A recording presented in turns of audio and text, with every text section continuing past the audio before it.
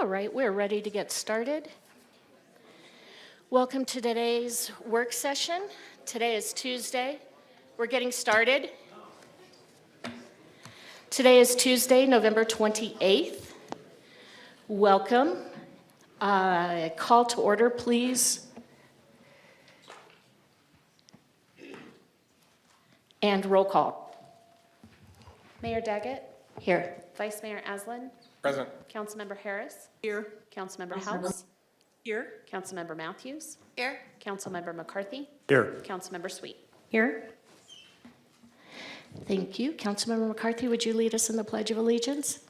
It would be my pleasure. Please stand if you're able.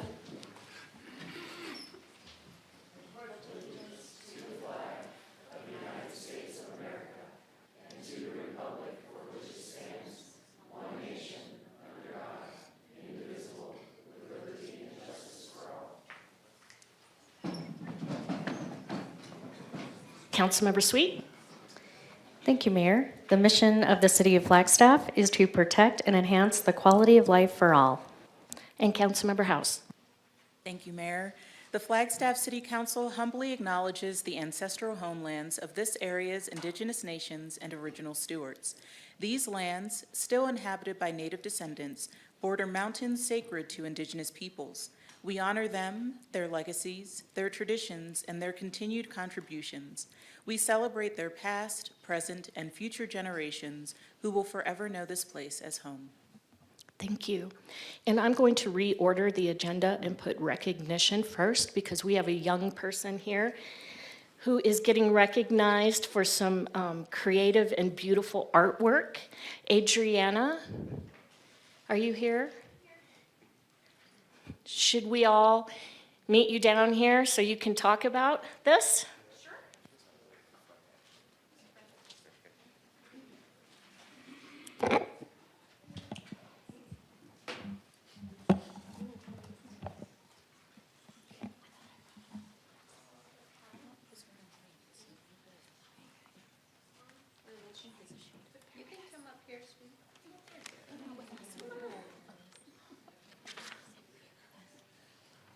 So good afternoon, Mayor Daggett and Council. I'm Adriana Fisher, Housing Program Manager for the Housing Section. It's my pleasure to be here today.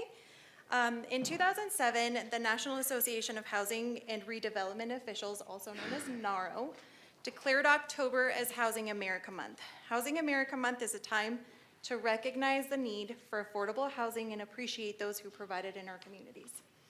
This year, in addition to our social media posts, the Housing Section recognized a sticker design contest winner for a contest named What Does Home Mean to You?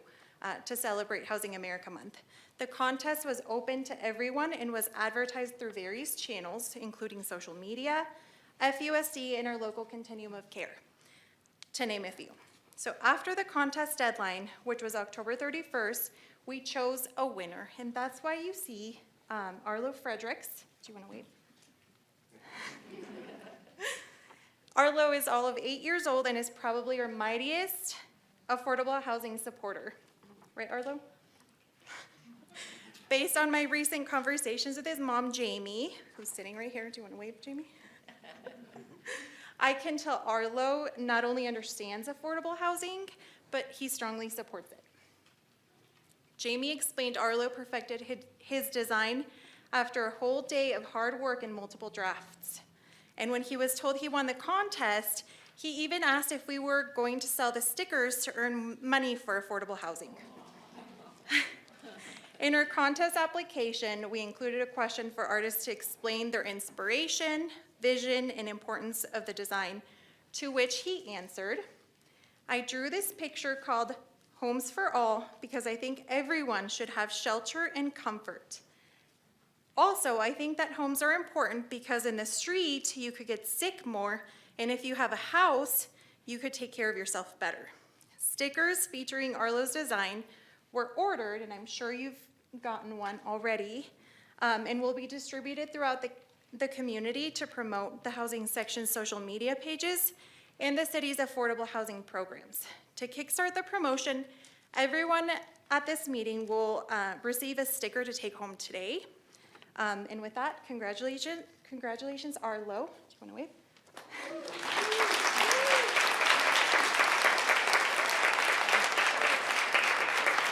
We have put together a prize just for Arlo with all of his favorite things, which consists of dragons, STEM toys, and stickers with his own design.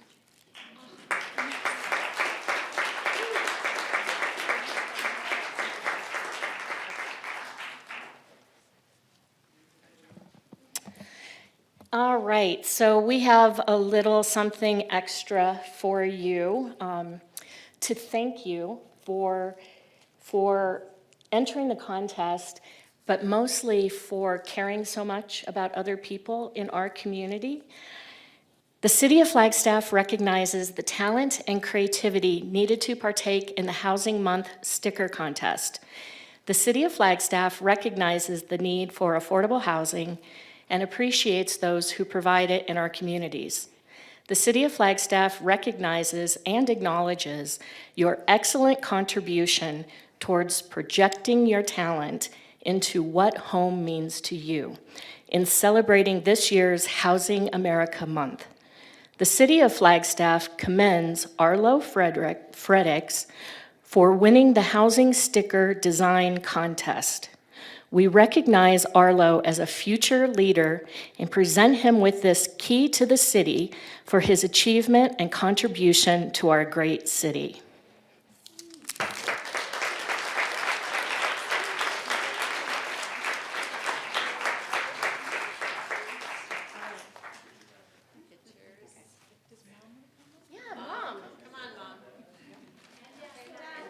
And Dad. Is Grandpa here? Grandpa. Oh, get them all. That basket's getting heavy.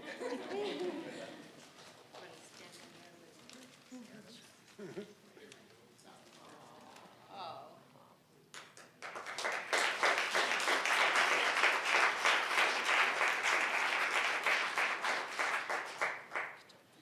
Great job, Arlo. Thank you so much.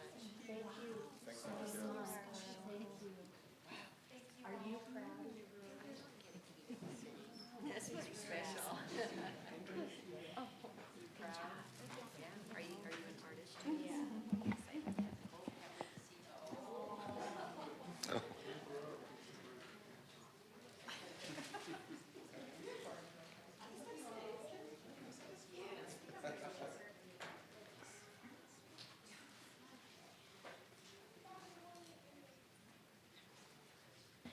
All right, so now we're moving back up to item number 4, public participation.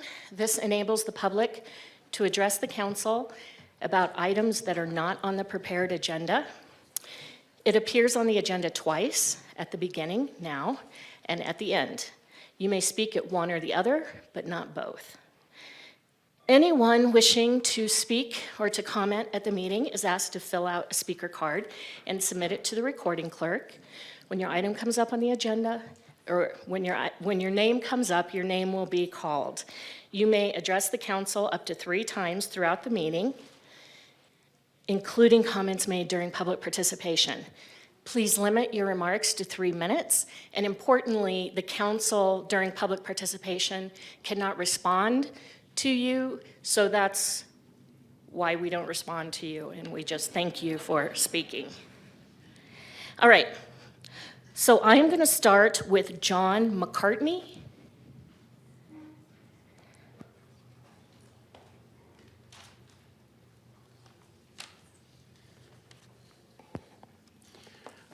Hi, thanks for giving me some time to express my concerns on the carbon neutrality effort and funding. Funding for various efforts to reverse human-caused climate change need to be utilized in a logical and effective way.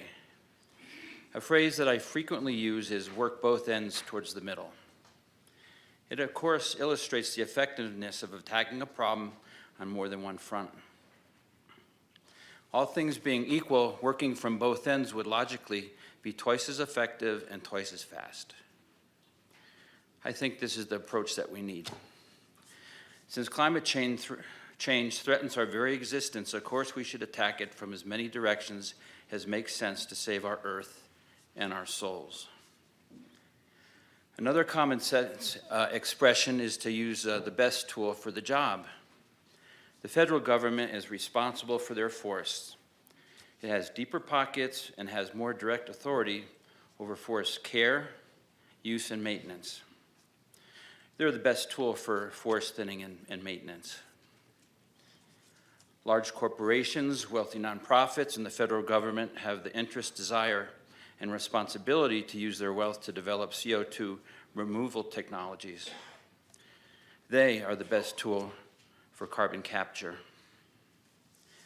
The city of Flagstaff has a stronger ability to create an environment where the greater Flagstaff area can become carbon neutral. The city of Flagstaff is the best tool to create carbon neutrality. After all, it's our sworn responsibility. On a related item, I understand that that there's an argument commonly used to sit on our laurels is to regard carbon neutrality. It's to declare that China isn't doing enough in their effort to clean up the climate. Today's Daily Sun said that China sold 30% of their new cars as EVs last year, whereas the US only did 7.3. That's 4.5 times better than we're doing right now. Over in recent years, I've read several articles about China creating many climate-friendly projects, such as covering their new buildings with various foliage and gardens to reduce the heat island effect and lower the power required to cool the buildings. We need to do everything we can to save the earth for our children, now. If we wait for perfect solutions, it'll certainly be too late. Thank you so much. Thank you. Sought best.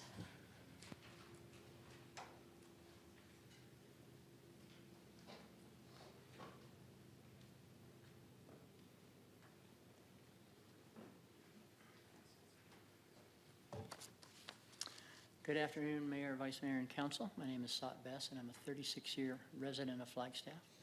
I want to encourage you to... I want to encourage you to retain the Flagstaff neutrality plan as currently written. You have a petition before you from the Flagstaff First Group that would significantly change the priorities of the carbon neutrality plan. It would have the priorities They would prioritize the effects of climate change, fire, flooding, and drought, rather than trying to find ways to reduce carbon emissions. I looked at the Flagstaff First website to try to understand the motive for the change. Under the website's Thinking Smartly About Climate Change, I found an article by Bjorn Lomborg that questions the severity of the climate change crisis. The article states, quote, UN General Secretary Gutierrez and many Western leaders, including the current administration in the U.S., tend toward the end of the world point of view, that the world is facing a grave climate emergency. These claims are echoed endlessly in the media, but are they true, unquote. The article then goes on to make the case that they are not. One of the primary sources cited in the Flagstaff First article is climate economist and Nobel Prize winner William D. Nordhaus, and I read his autobiography from the award ceremony. He seems an unlikely choice for a climate change denial article, but as an economist, he's looking for order and simplicity in a very messy and confusing world, the world of climate change. He proposes a climate club, a coalition of countries, quote, a coalition of countries form a group similar to the EU in which they agree to set a target of a minimum domestic carbon price, let's say $50 per ton. Countries who decline to join the club are penalized with imports into the club. This idea has been around for years. To me, it makes the most sense of any proposal, and I see little likelihood that the club will be formed anytime soon.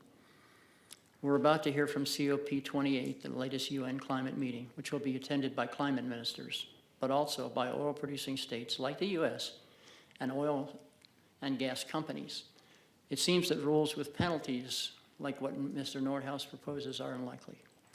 This leaves carbon reduction up to you and me and millions of individuals, organizations, companies, and jurisdictions. Mr. Nordhaus ends his autobiography with this statement: "Our futures are not in the stars, but in ourselves. I will not be here in 2100 to witness the results of our efforts. However, my grandchildren are likely to be here with their children and their grandchildren. May they be looking backward with appreciation. I hope that they will say that this generation had the resolve to overcome the obstacles and take the steps necessary to preserve our unique and beautiful planet. Thank you. Thank you. Roderick Parnell.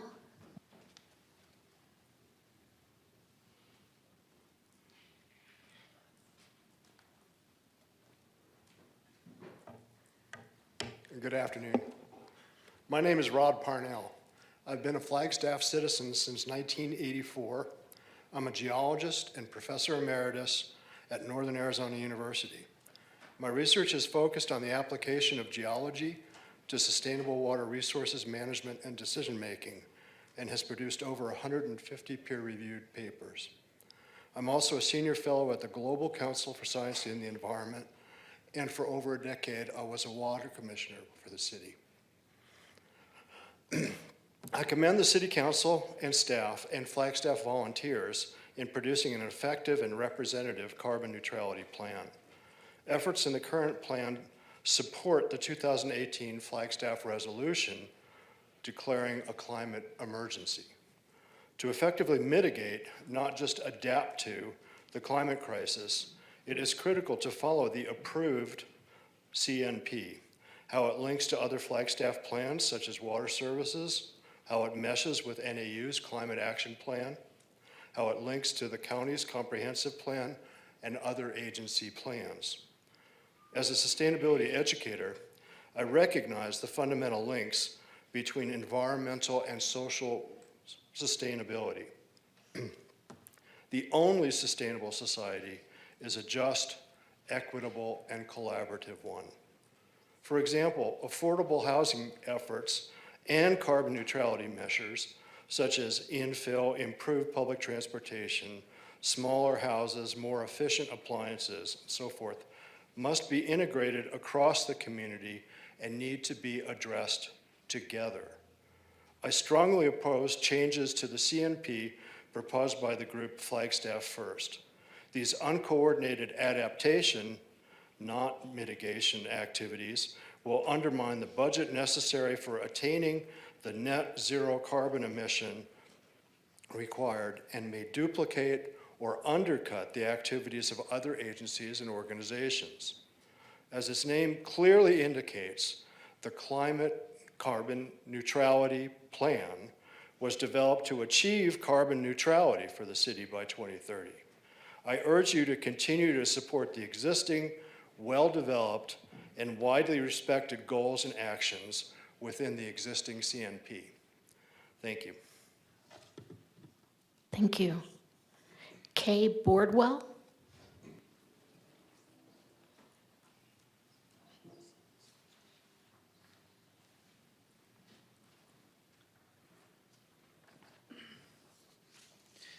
Good afternoon. My name is Kay Bordwell, and thank you for having the opportunity to speak to you today. I've been an educator for 30 years, and now I donate my time to the Sierra Club, to Northern Arizona Climate Action Alliance, and First Things First. I'd like to thank the City Council for supporting the Carbon Neutrality Plan and share my concern about the changes that are being proposed. The area of concern surrounds the petition that proposes adding and funding top priority areas which can reduce the amount of monies available to support the climate change initiative to become carbon neutral by 2030. Climate change has been documented, and we know that the amount of greenhouse gases that we continue to put in our atmosphere is the leading cause of warming of our planet. There are other entities and plans that are responsible for funding fires and floods in and around our city, and these events will continue to become worse by inaction to reduce CO2 emissions. We have a vision for our city and county. That vision needs to be supported by the actions that we do daily. We can all help.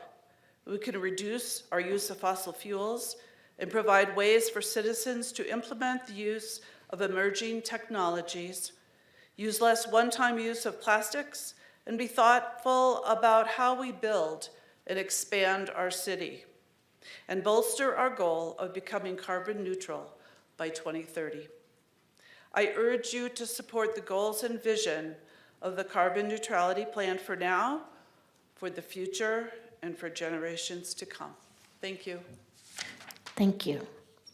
William Tyler Head.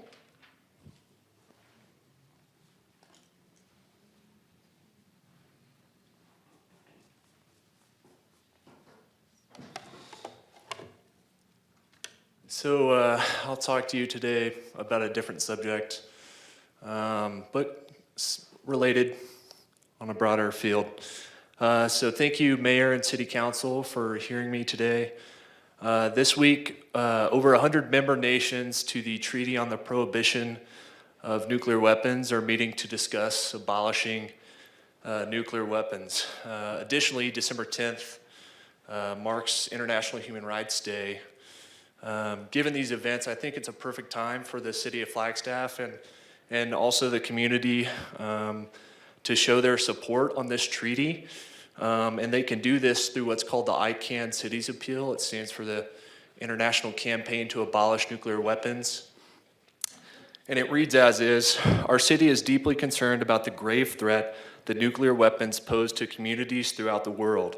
We believe that our residents have the right to live in a world free from this threat. Any use of nuclear weapons, whether deliberate or accidental, would have catastrophic, far-reaching, and long-lasting consequences for the people and the environment.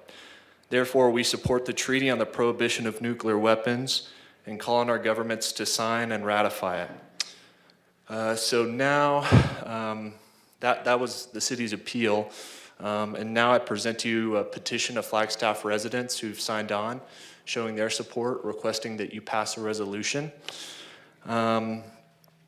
Furthermore, I hope the city of Flagstaff can join the other 70 cities in the U.S. that have also passed this resolution. And if you would like to learn more about it, I'm more than willing to meet with you and discuss it in detail. As for the community, if you want to show your support, please reach out to the mayor and city council to show your support. That's all I have. Thank you for your time. Who do I turn this petition into? Cool beans. I haven't heard that expression in a long time. Cool beans. Jill Stevenson.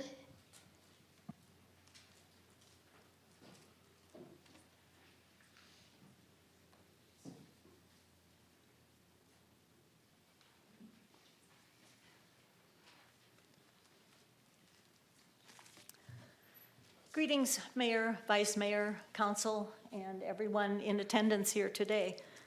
My name is Jill Stevenson, and though I do not have a PhD or I'm not a classroom teacher, I have worked for many years connecting children to nature in the hope that they will enjoy, understand, and protect their natural environment as citizens of this earth. In the 2.5 years since moving to Flagstaff, I have become an active member of Northern Arizona Climate Change Alliance. I feel this is the most important work I can do. I'm also a mother and a grandmother, very concerned about the planet we are leaving future generations. Increasingly devastating weather events, drastically warming temperatures, loss of habitat due to human activities, the path to extinction for many species.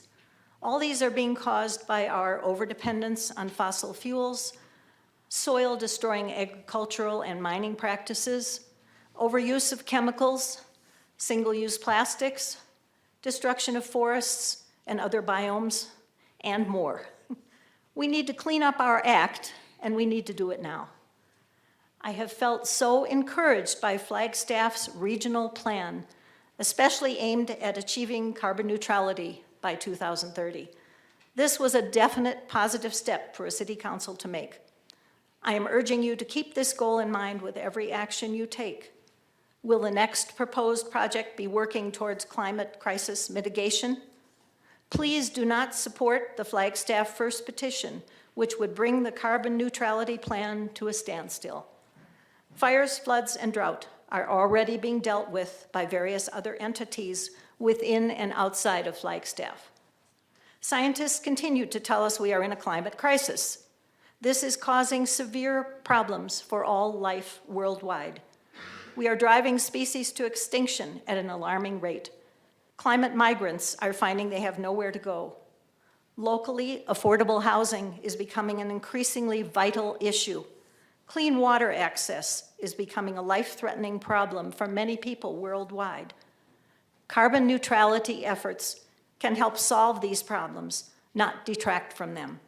Smaller houses, increasing renewable energy sources, improved public transportation, safer infrastructure to promote more bicycling and walking, encouragement of electric vehicles, energy-efficient homes and buildings, more efficient appliances, reusing goods, eliminating food and water waste.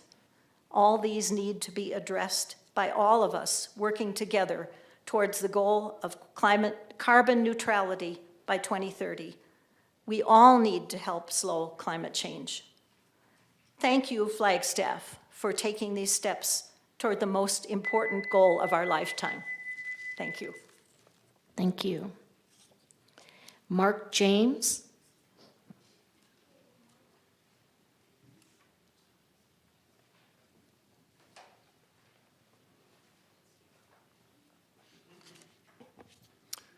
Good afternoon, council members. My name is Mark James. I'm a retired naturopathic doctor and have lived in Flagstaff since 1986. I thank you for this opportunity to speak today, and I thank you for committing this city and yourselves to the critical task of guiding our community into our future. Especially, I thank you for supporting the carbon neutrality plan that has been created to foster a healthier climate future for Flagstaff and beyond. In order to achieve what we have aspired to for our city, we are obliged to act in a forward-moving strategy. We must be clear about the task we have embraced if we are to have a reasonable expectation to arrive at our stated goal. We have chosen to be clear-eyed about the state of the environment, both here and far afield. Flagstaff has committed itself to demonstrating a way that we as a community aspires to, a carbon-neutral future. We have chosen to model what we would have any other community aspire to. If that means we are leaders, then let us lead. And let us do it well. We are open-eyed about the various challenges implied in our resolution, and we are willing to take on what may amount to existential choices to ensure our future, to plan for us to even have a future. This community has demonstrated its will and its ability to devote efforts to respond to our environmental realities. Now we aspire to do more than fill our sandbags with sand. We are poised to thoughtfully strategize and act so we might guide ourselves into the future. Not to do the reverse and to race to the bottom for a short-term gain.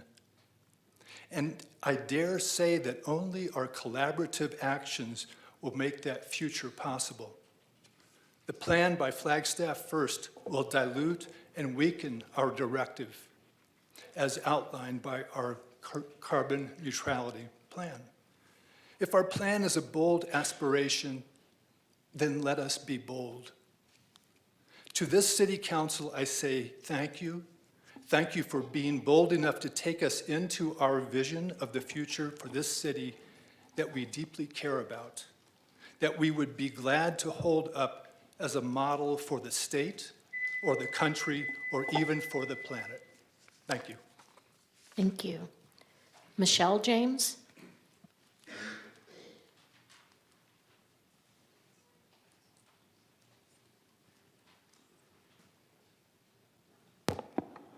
Hello, Council and Mayor. Nice to see all of you. As you know, my name is Michelle James, no relation to Mark.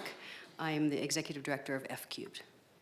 I'm here to speak with you also about F-Cube's concerns related to the recent petition to add 3 specific priorities to the Flagstaff Carbon Neutrality Plan. F-Cube believes these are unnecessary and do not belong within the Carbon Neutrality Plan. Flagstaff's Carbon Neutrality Plan was created as an expansion of the city's Climate Action and Adaptation Plan to address the climate emergency officially declared by City Council in 2020. This plan is award-winning and supported by thousands, many thousands in the community. Past city councils have strongly been supportive of the plan and its implementation, as well as this council. F-Cube and the community thank you for your continued support of the goals of the Carbon Neutrality Plan. While the petition submitted by Flagstaff First may seem innocuous, it is not. It derives from a place of belief that any climate action taken by the city is futile. It is clear to see that. You can see that very clearly on their website. Wildfire, flooding, and drought are examples of the harmful impacts caused by climate change. The city has recognized these for decades, as has the U.S. Forest Service. There are multiple existing jurisdictions in and around Flagstaff that focus directly on mitigating these harmful impacts. The city cannot and should not shoulder the primary cost for forest thinning, prescribed fire, disaster prevention, and flood mitigation. I'm going to ask the individuals in the audience to stand now if they support the Carbon Neutrality Plan in its current form.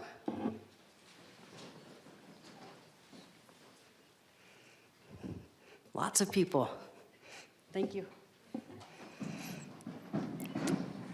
The beliefs of Flagstaff First are a minority and are not based on the understanding of climate science. COP28, the UN's Framework Convention on Climate Change, begins meeting this Thursday to discuss continued global transformation toward a low-emission and climate-resilient world. One of the 4 paradigm shifts that is called for this year is fast-tracking energy transition and slashing emissions before 2030. Another is to put nature, people's lives, and livelihoods in the heart of climate action. The world does not believe it is futile to reduce the emissions that cause climate change. The world believes in climate action, not inaction. The city's carbon neutrality plan has climate action at its core.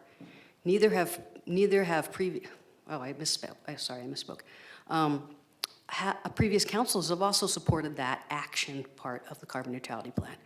We urge the council to not change the carbon neutrality plan as requested in the petition. Thank you.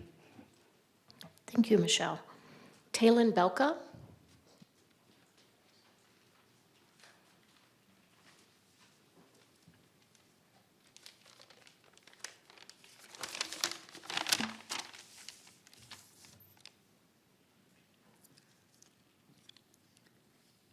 Hi, I'm Talene Belka, a writer and local DJ here in Flagstaff. While I do some volunteer work for several organizations, mainly the Northern Arizona Climate Change Alliance, I'm speaking as a member of the Flagstaff community and a citizen of the world. I'd like to begin by recognizing this council for supporting the carbon neutrality plan as it is. I appreciate the work the council has done in reaching the goals laid out in the plan. The path to carbon neutrality will require leadership, bold action, perseverance, and creativity. And I encourage the council to follow the path laid out in the 2020 carbon neutrality plan. As stated in the city's carbon neutrality plan, the reduction of greenhouse gases by 2030 cannot happen with the business-as-usual emissions.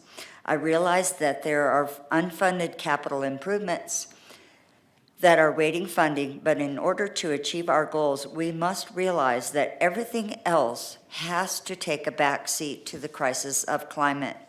Important issues such as fires, floods, and droughts have already severely impacted Flagstaff, and if we do not address the root cause of these problems, they will only get worse. The Flagstaff-Coconino Regional Plan 2045 update is underway, and it is imperative that the regional plan work from a place that is addressing critical issues. There have been 3 major global reports released this week. pointing out the climate is diminishing the quality of life in local communities worldwide. We are in a crisis state when it comes to our climate, and we are all experiencing the change. There's no person or economy that is being left untouched by climate change. I have personally witnessed a situation where millions of dollars were spent to view a glacier attraction, only to see that glacier melt enough so now that it can't even be seen from that visitor center. I do want to say, in my research for the regional plan, I found that climate change is one of the top priorities that people talk about. Before I know we already did this, but again, I will ask that the audience to stand if they support the carbon neutrality plan in its current form, just so we can drive that point home. Stand up, everybody. Thank you. I am proud to live in a city that's taking a leadership role and making a difference locally, regionally, and globally. I would also like to thank the council for being a part of this effort. Thank you. Thank you. Robert Brunig. After Robert comes Phoenix Eskridge Aldama.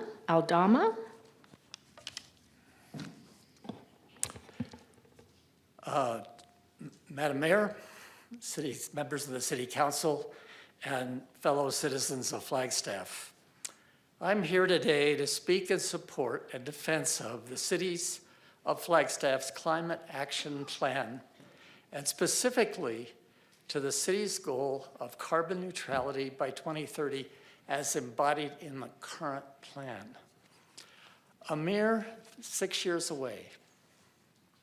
We've all seen the effects of excess carbon in our atmosphere.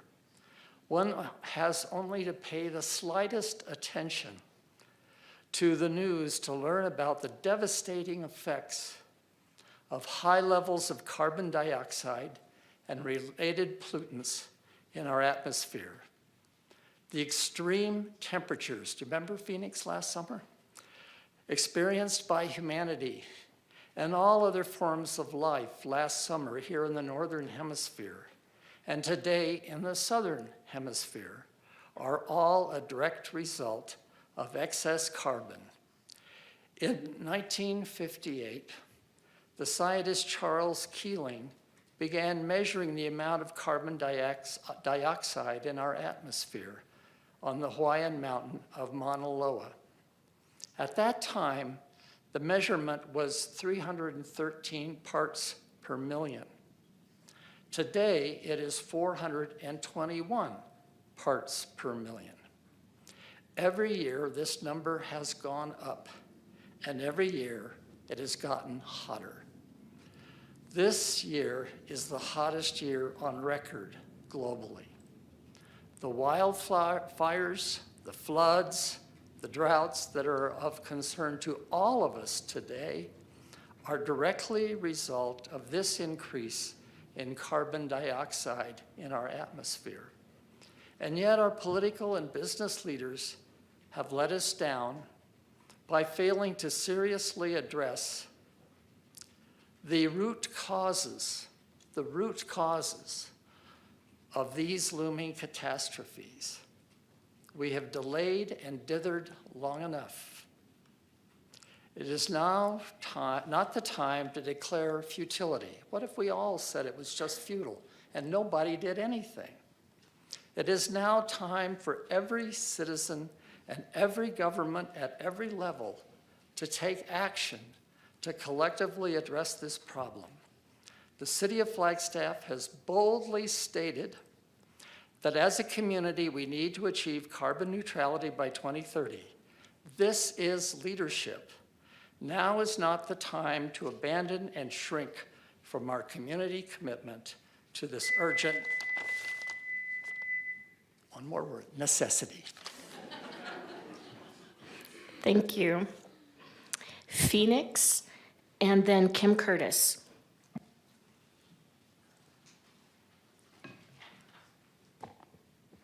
Hello, my name is Phoenix Eskridge Aldama, and I am a graduate student at NAU.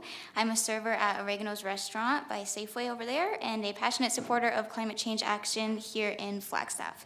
I would like to first thank the City Council for their work in developing and implementing the Carbon Neutrality Plan, which commits our city to carbon neutrality by 2030. And in order to achieve this critical milestone, we need to be cautious of any groups working to deter us from our sustainable path. With this, I ask the council to not advance the Flagstaff First petition due to its direct implications for our city's carbon footprint. I wish to express my full support for the city's current carbon neutrality plan as it stands without the Flagstaff First Amendment. I am sure that the council members are already well aware of the effects of climate change by now, given that the scientific consensus regarding the dangers of climate change have been well established for many years.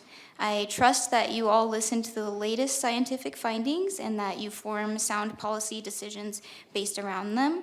Though I'm not yet a proper scientist myself, I am pursuing my PhD and currently studying local tactics of obstruction to climate action by interest groups.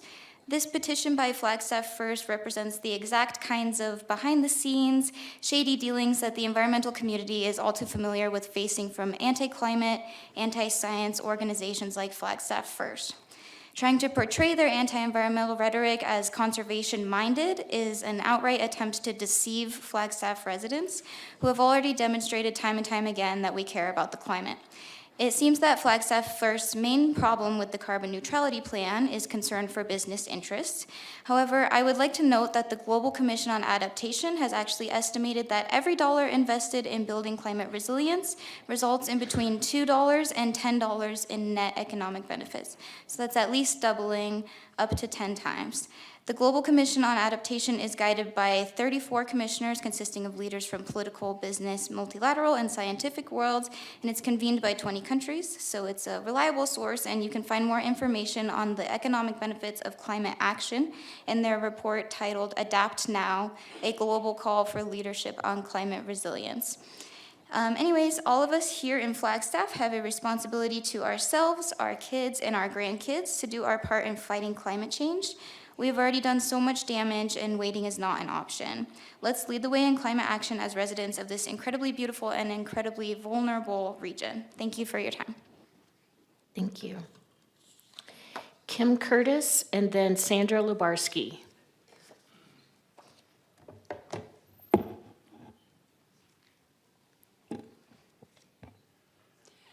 Mayor Daggett and members of council. My name is Kim Curtis. I'm a retired faculty from the Sustainable Communities Program at NAU. I was unable to be here on October 17th when you heard the petition from Flagstaff First, and 4 of you voted to move it forward. I want to explain why I would have encouraged you not to do that.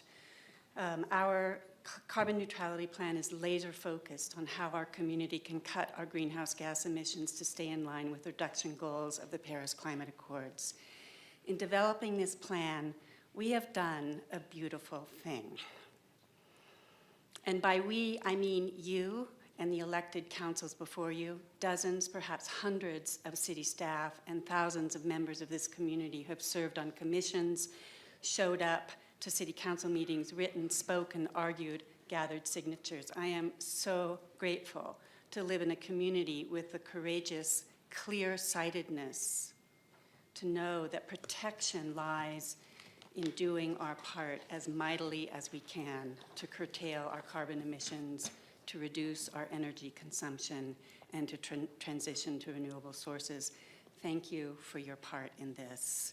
Don't undo this beautiful thing. Why do I fear this? Flagstaff First calls this effort, as others have said, futile. That is their language. It's on their website. Their aim, in my estimation, is to gut the carbon neutrality plan. Why do I say this? First, the carbon neutrality plan already addresses wildland fires, forest health, and water conservation through the lenses of reducing our carbon emissions, because that's its mission. Moreover, addressing the serious threats of fire, flood, and drought has been going on for years and takes multiple jurisdictions and partnerships. This group is barking up the wrong tree. We have to ask, Why aren't they being more constructive? I think you should know that this group's thinking has been shaped by Bjorn Lomborg, who wrote a book called False Alarm: How Climate Change Panic Costs Us Trillions, Hurts the Poor, and Fails to Fix the Planet. In his review of Lombard's book, which I am more than happy to share with you, Joseph Stiglitz, Nobel laureate in economics and former chief economist at the World Bank, calls the book a do-nothing approach to the climate crisis. Climate denial takes many forms. Far from futile, the action embodied in the carbon neutrality plan is the very thing we are called to do. It is the work of our times. Please protect it and fund it. Thank you. Thank you. Sandra Lubarsky and then Brian Bates. Honored Council, climate change is primarily the consequence of the burning of fossil fuels. That's a fact I believe all of you already know, and I mean no offense in repeating it to you. But it is the fact that we must keep in front of us as we work to develop appropriate responses to the threats posed by climate change. In order to create a healthy and resilient future for our children and generations to come, we need to shift to low-carbon ways of living. The most effective way to do this is to move away from reliance on fossil fuels and toward incorporating renewable energy into the structure of our communities. This is the guiding wisdom of our city's carbon neutrality plan, and I am grateful for the leadership of our councils in adopting this plan. Our Flagstaff Carbon Neutrality Plan focuses on well-documented strategies for reducing reliance on fossil fuels, including clean electricity, public transportation, density and infill, and weatherization of homes and buildings.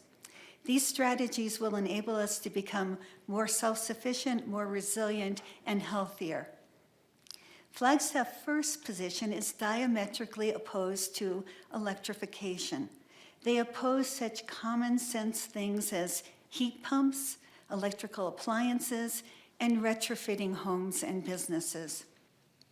They want you to believe that it's a zero-sum game between becoming less reliant on fossil fuels and addressing the climate-related threats of drought, wildfires, and flooding. I don't know why they are pitting one against the other. I do know that the city needs both. Fortunately, with county, state, and federal agencies, we are addressing the threats posed by fire, drought, and flooding. We pair these efforts with our municipal efforts to reduce reliance on fossil fuels.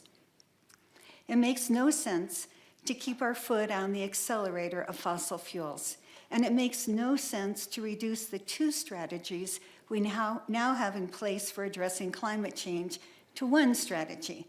I urge you to reject the request to alter the climate neutrality plan as it now stands. Thank you. Thank you, Sandra. Brian Bates and then Karen Rydell.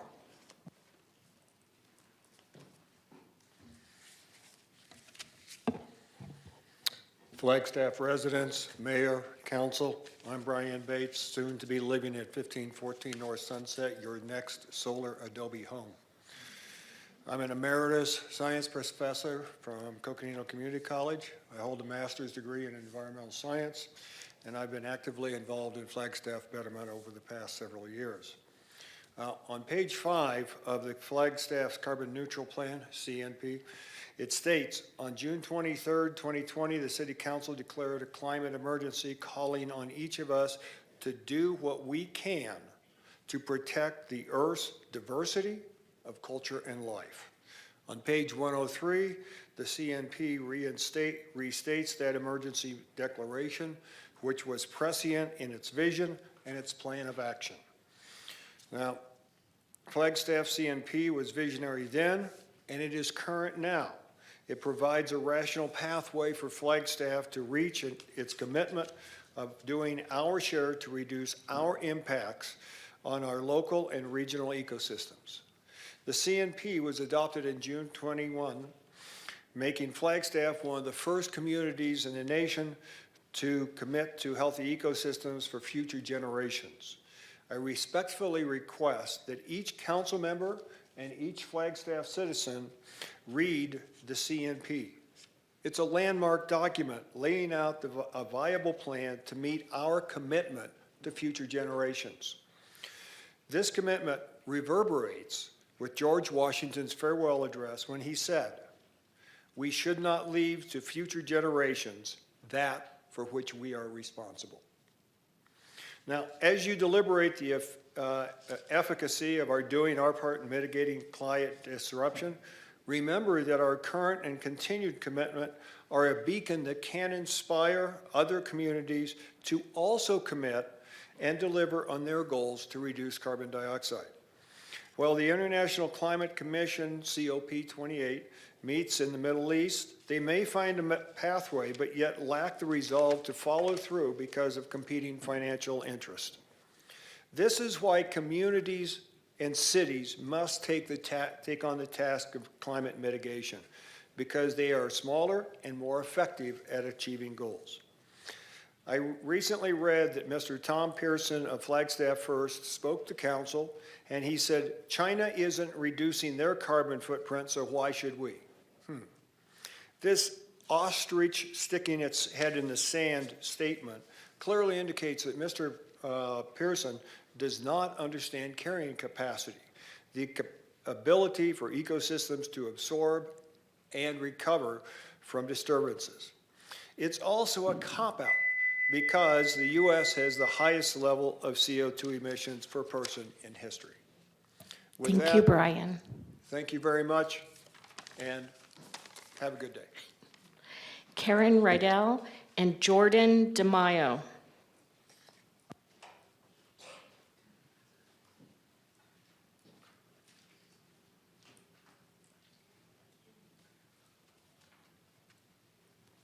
Hello. Hi, my name is Karen Rydell, and I'm here today as a retired college English teacher and a journalist who has lived in Flagstaff for nearly 6 years. Many people have already spoken very eloquently today, and my statement will be brief. First of all, I want to thank you for your support of the carbon neutrality plan. I'm here today to ask for your continued support of the plan by your denial of Flagstaff First's petition. Their proposed amendment would essentially mean the end of the city's carbon neutrality plan. Every day, there is growing, indisputable evidence that the climate crisis is causing more and more natural disasters and is destroying entire ecosystems. Flagstaff should remain a leader in showing other cities how to reduce their carbon output. Flagstaff's future depends on slowing climate change by reducing gas emissions.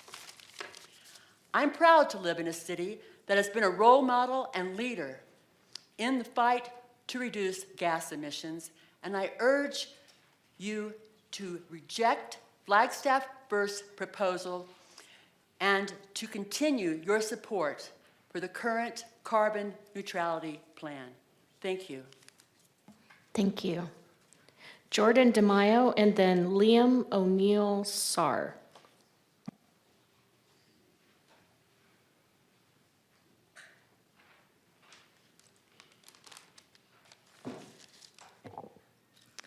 Good afternoon, members of the council.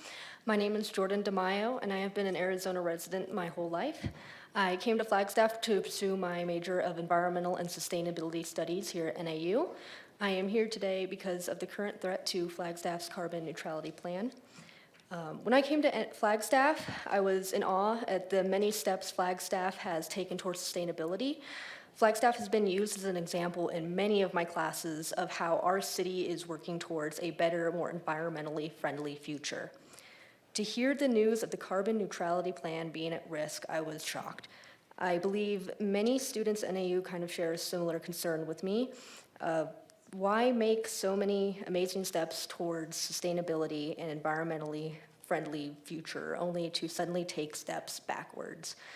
I'm tired of going to my classes and hearing the words, "I'm sorry, this was a depressing lesson," because of our climate changing and how the world's looking today. Thank you for your time and consideration. Thank you. So Liam O'Neill Sarr, and then Tim Adelot.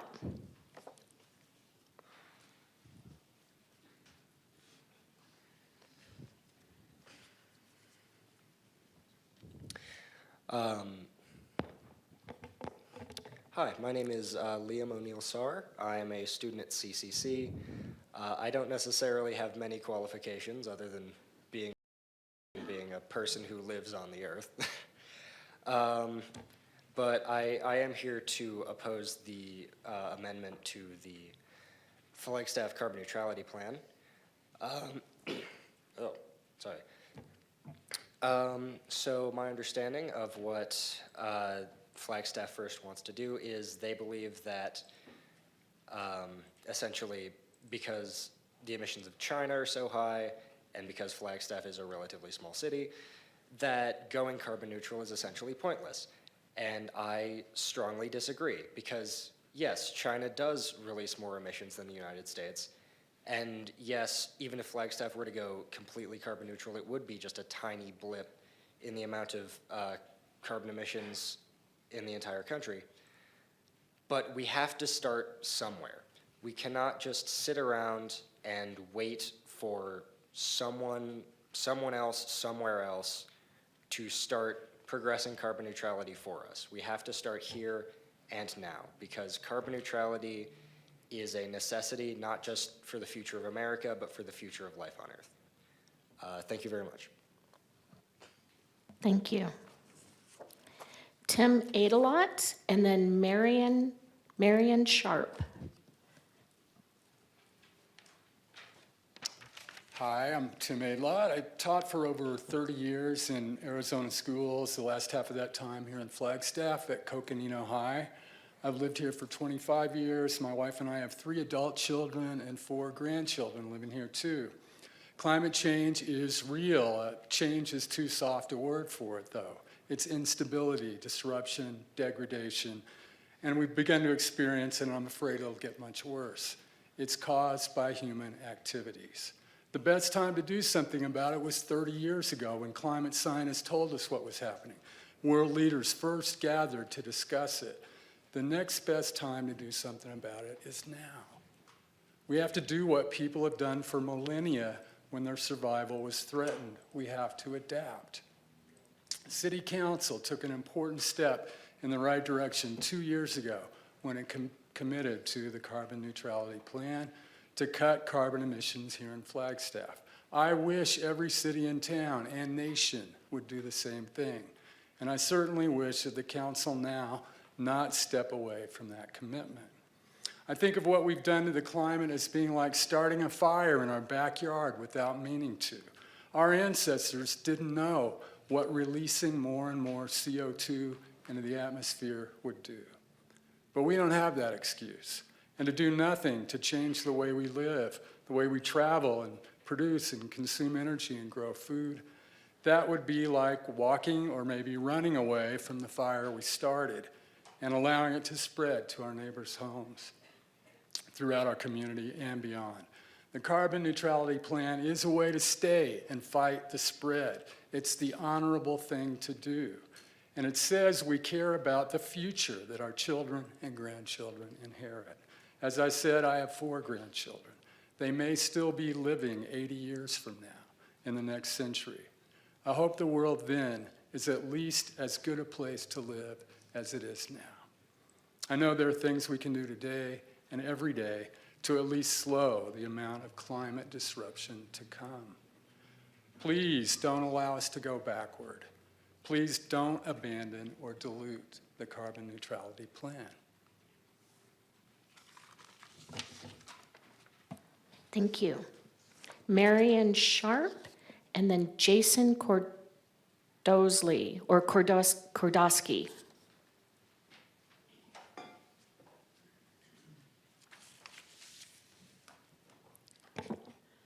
Good afternoon, all, and my respects to Madam Mayor and the council. My name is Marianne Sharp, and I've called Flagstaff home since 1980.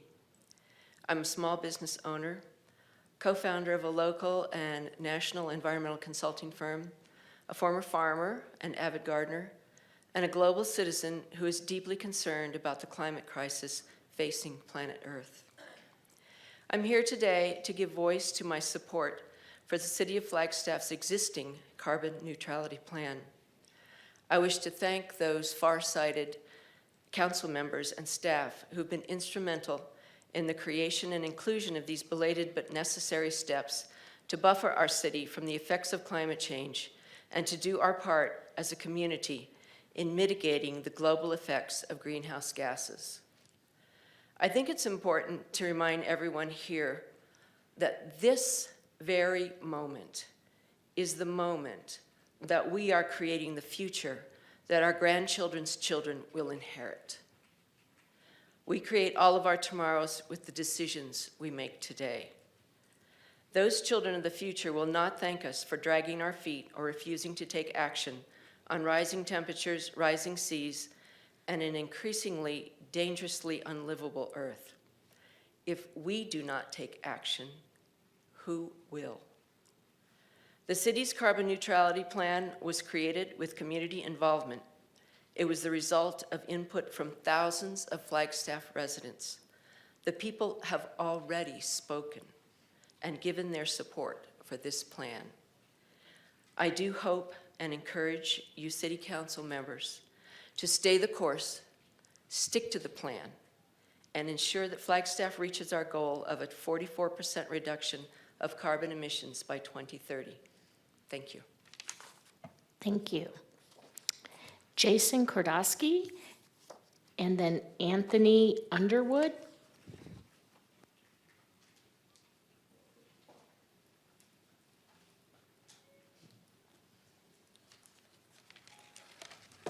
Good afternoon, Mayor Daggett, Vice Mayor Aslan, Council Members Matthews, House, McCarthy, Harris, and Sweet. My name is Jason Kordosky, and I'm an NAU graduate, a member of the Northern Arizona Climate Change Alliance, and a nonprofit worker in the community who cares deeply about many issues.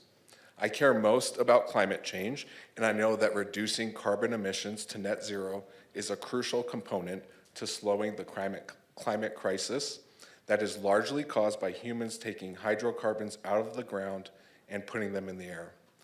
I want to thank you for your previous work supporting the carbon neutrality plan and its goal for the city to be carbon neutral by 2030.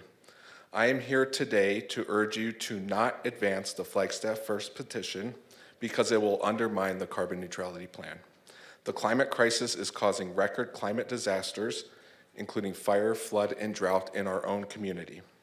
The way to mitigate those disasters, the way to mitigate those in the carbon neutrality plan is to reduce the carbon emissions to net zero. There are other entities that already plan and fund for these disastrous events in our community, and repeating these efforts at the city would be a waste of resources.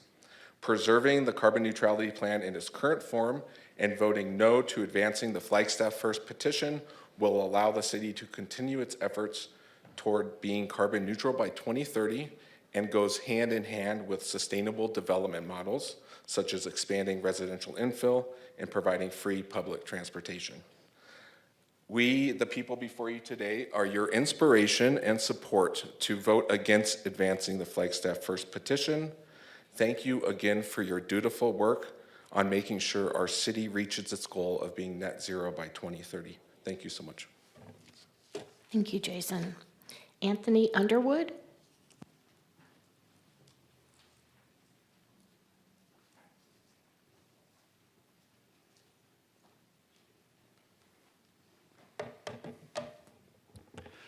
Greetings, City Council. Thank you for hearing me. I want to get straight to the point because I'm scared. The climate crisis absolutely terrifies me, and growing up in Arizona and having lived in Flagstaff for the past 5 years, receiving my bachelor's in physics and education, I have seen its effects firsthand. I have felt my skin seared by the record highs set every year. I have swum in pools knowing our water reservoirs are getting lower than ever. I have watched the resilient plant life of the desert wilt and die from drought, and I have watched as the snow has diminished each year I have lived here. Despite this, I maintain an optimistic perspective because of actions such as the carbon neutrality plan by the city of Flagstaff. However, though, what causes me and many of my generation an apocalyptic anxiety is hearing the words of groups such as Flagstaff First. We hear people cry that it is futile to try and stop climate change, that the best we can do is simply buy ourselves more time before the end. But in giving to that nihilistic view, we will doom ourselves. Allow me to put this simply, we are all going to die if we do not take responsibility, including the city of Flagstaff. I refuse to go gently in what can evolve into the death of my generation and all of humanity. I beg the City Council to not alter its already existing plans towards carbon neutrality. Thank you for your time. Thank you. And we have some online commenters as well. Mayor, I have one, Alexander Shankin. If you'd like to go ahead and unmute, you can also turn your camera on if you'd like, and you can give your comments. Okay, can you hear me? We can, thank you. Great, thank you very much. Thank you for the opportunity to speak. I'm an assistant research professor here at Northern Arizona University, and I live in Ponderosa Trails. And I'm quite concerned about what's going on with the proposed amendment to the CMP. I'd like to start by noting that there's a difference between carbon mitigation, which is the reduction of emissions and the increasing of carbon sinks, and climate adaptation, which is more dealing with the consequences of climate change. So adaptation would include adapted fire management plans, dealing with drought, and so on. So we need both mitigation and adaptation, of course, but mitigation is a much harder lift to communicate than adaptation. Global carbon budgets and the role of a city in it, that's so much harder to communicate than the benefits of managing fires and droughts. But the good news is that we're there. We have a mitigation plan. We should be proud, and we can serve as an example. It's my understanding that the proposed amendment to the CMP would shift funds from mitigation to adaptation. We should keep the CMP as it currently stands and not water it down. We've done the hard work.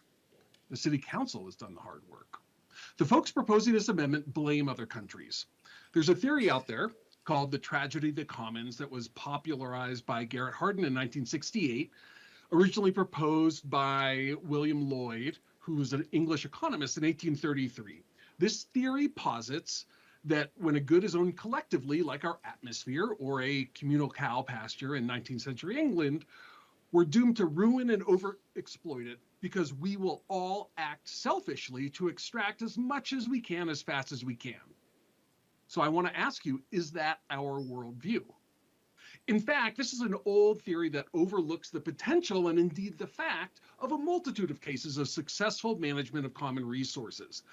But Flagstaff First is running headfirst into the tragedy by calling the CMP futile because our contribution is so small. Well, Flagstaff is small. How would we make a bigger contribution than that? And what do we tell our children when they say that throwing one little thing out the window won't make a difference? We say, what would happen if everyone littered, right? So shall Flagstaff act the child and go ahead and litter anyway? I'd prefer not. Elinor Ostrom, who won the Nobel Prize in 2009, identified several design principles that resulted in successful management of shared resources. These principles include collective choice, Flagstaff has already chosen the CMP, and nested governance. So that's Flagstaff within Arizona, within the US, and so on. Flagstaff plays a critical part of this multi-tiered approach. Thank you so much. Okay.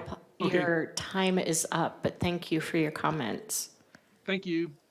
All right, that is the last comment I have of public participation. So thank you all for coming this evening and providing such thoughtful comments. And we are going to move down now to item number 7. Actually, I'll give you a couple of minutes if you want to leave. You're welcome to stay, but I know that probably some of you want to leave.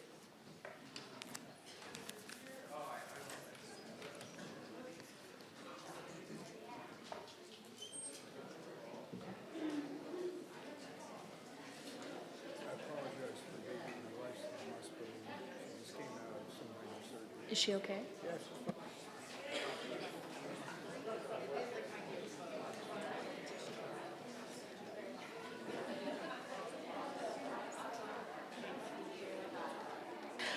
Okay, moving on along. If you could exit the room quietly, please. Item number 7 is the city manager report. What's that? Wait a minute. I don't know what. My laptop just went, whoa. Oh, yes. Thank you, Councilmember House. We are on item 6, review of draft agenda for the December 5th, 2023 City Council meeting. Does anyone have any questions or concerns about the agenda? Seeing none, now we are on number 7, city manager report. City manager, please. Thank you, Mayor. Thank you, Council. If you ever want to clear the council chambers quickly, just bring up the city manager's report. Watch the magic. I will touch on a few things, but I want to start in this report with an introduction of somebody who has come back to this city to help us. Allison Eckert was the interim human resource director years ago.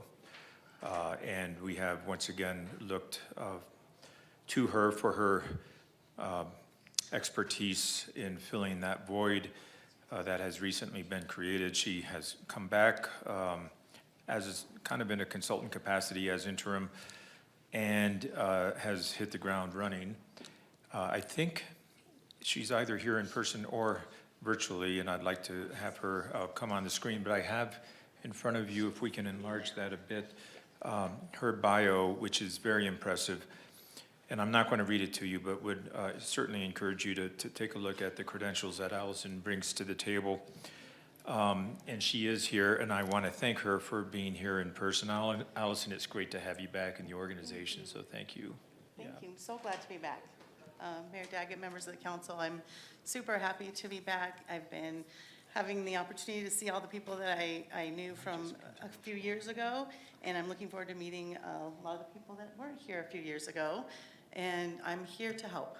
My goal for this time that I'm here is to help given the very difficult circumstances that the team has been placed in, and I'm looking to support the team, the HR team as best I can, and also make sure that the progress on all of the important initiatives that both the HR team and the city staff are working on continue to move forward. Thank you for having me. Welcome back, and thank you. And thank you to the whole HR team for just being champions. They are great. They're really great. Thank you, guys. Yeah, thank you, Allison. They are indeed champions. Thank you very much. Moving on, you'll have some updates here from both PROS and Economic Vitality. Look forward to that. That'll be at the end of my report, and this will be pretty brief. I want to skip now to our fire department and note a couple of things here that are noteworthy.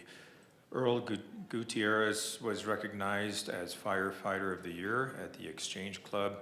You have a photo of him and his colleagues, our fire department leadership. Congratulations to Earl for that prestigious award. Also, congrats to Sean Connolly on his promotion to Fire Engineer Paramedic, Christopher Denham on his promotion to Fire Captain, and Derek Sussman on his promotion to Fire Engineer. Related, we have an upcoming graduation ceremony from the Greater Flagstaff Region Firefighter Recruit Academy. That's a mouthful. That is occurring this Friday at 4 p.m. I mentioned that, and I've pasted a little excerpt from the notice there. These are always great events to attend. Usually it's very crowded in here, and we look forward to this event on Friday. We'd love to have you there, Council, if you can make it. Moving on to our police department, congratulations to Colton Hutchinson on his promotion to Sergeant. And again, coming from the Exchange Club, we'd like to recognize Chris Pinella who was awarded as Police Department Officer of the Year. Nicely done and well-deserved. Moving on to Public Works, Sam Beckett earned the Arizona Qualifications System Gold Card and is now a credentialed operations section chief. Way to go, Mr. Beckett. Want to make note here of the Hazardous Products Center, which worked in tandem with our sustainability division for a drop-off event in the collection of household hazardous electronic and universal waste. This is a very important event and was well utilized, and you have some numbers in there to take a look at it. Thank you very much for all those who were involved. We had a wonderful visit with our neighbors in the Hopi tribe, and that occurred on November 13th. We traveled to meet with the Hopi Tribal Council to discuss opportunities for collaboration and to give them some updates on matters that are happening here in the city involving our indigenous community. It was a wonderful visit, and again, that occurred a couple of weeks ago, and we look forward to a similar visit with Navajo Nation coming up. And there's a tidbit in the report on that for you. I pasted some white paper points on the tribal leadership and the tribal governance that's in place for your interest and enjoyment. We had an alliance meeting on November 17th. Thank you for those who attended. And something here that is also noteworthy, the United Way of Northern Arizona, UWNA fundraising campaign at the city level at least has come to closure, and we did quite well this year. The effort was very successful. I excerpted a email from Christine Pierce with United Way to Heidi Hansen, our Economic Vitality Director, who, by the way, exercised a lot of leadership in this endeavor. She was at the helm, and you know Heidi, she's a go-getter, and we did quite well with this fundraising. And thank you, Heidi, and thank you to the team that helped make this a reality. And the numbers are there on our campaign outcomes. You can enjoy that. Thank you. Reminder of our... Excuse me. Yes, please. How many employees total do we have? Well, we have... You're going to have to enlarge that, Steve. I'm at 200%, Greg. Yeah, we'll go to 300%. Let's see what happens. 760. Yeah. So that's the total number we have? Yeah. Okay. And that might be a little bit shy, but I think that's a good number to use. And so we had a great participation rate out of that. Thank you. Budget retreat coming up on December 14th. We will have details and agenda for you, working on that, and it will be facilitated. I think with that, Mayor, Council, I will conclude my part of the report and invite, I think we have Heidi is up first to give you an update on economic vitality. Thank you.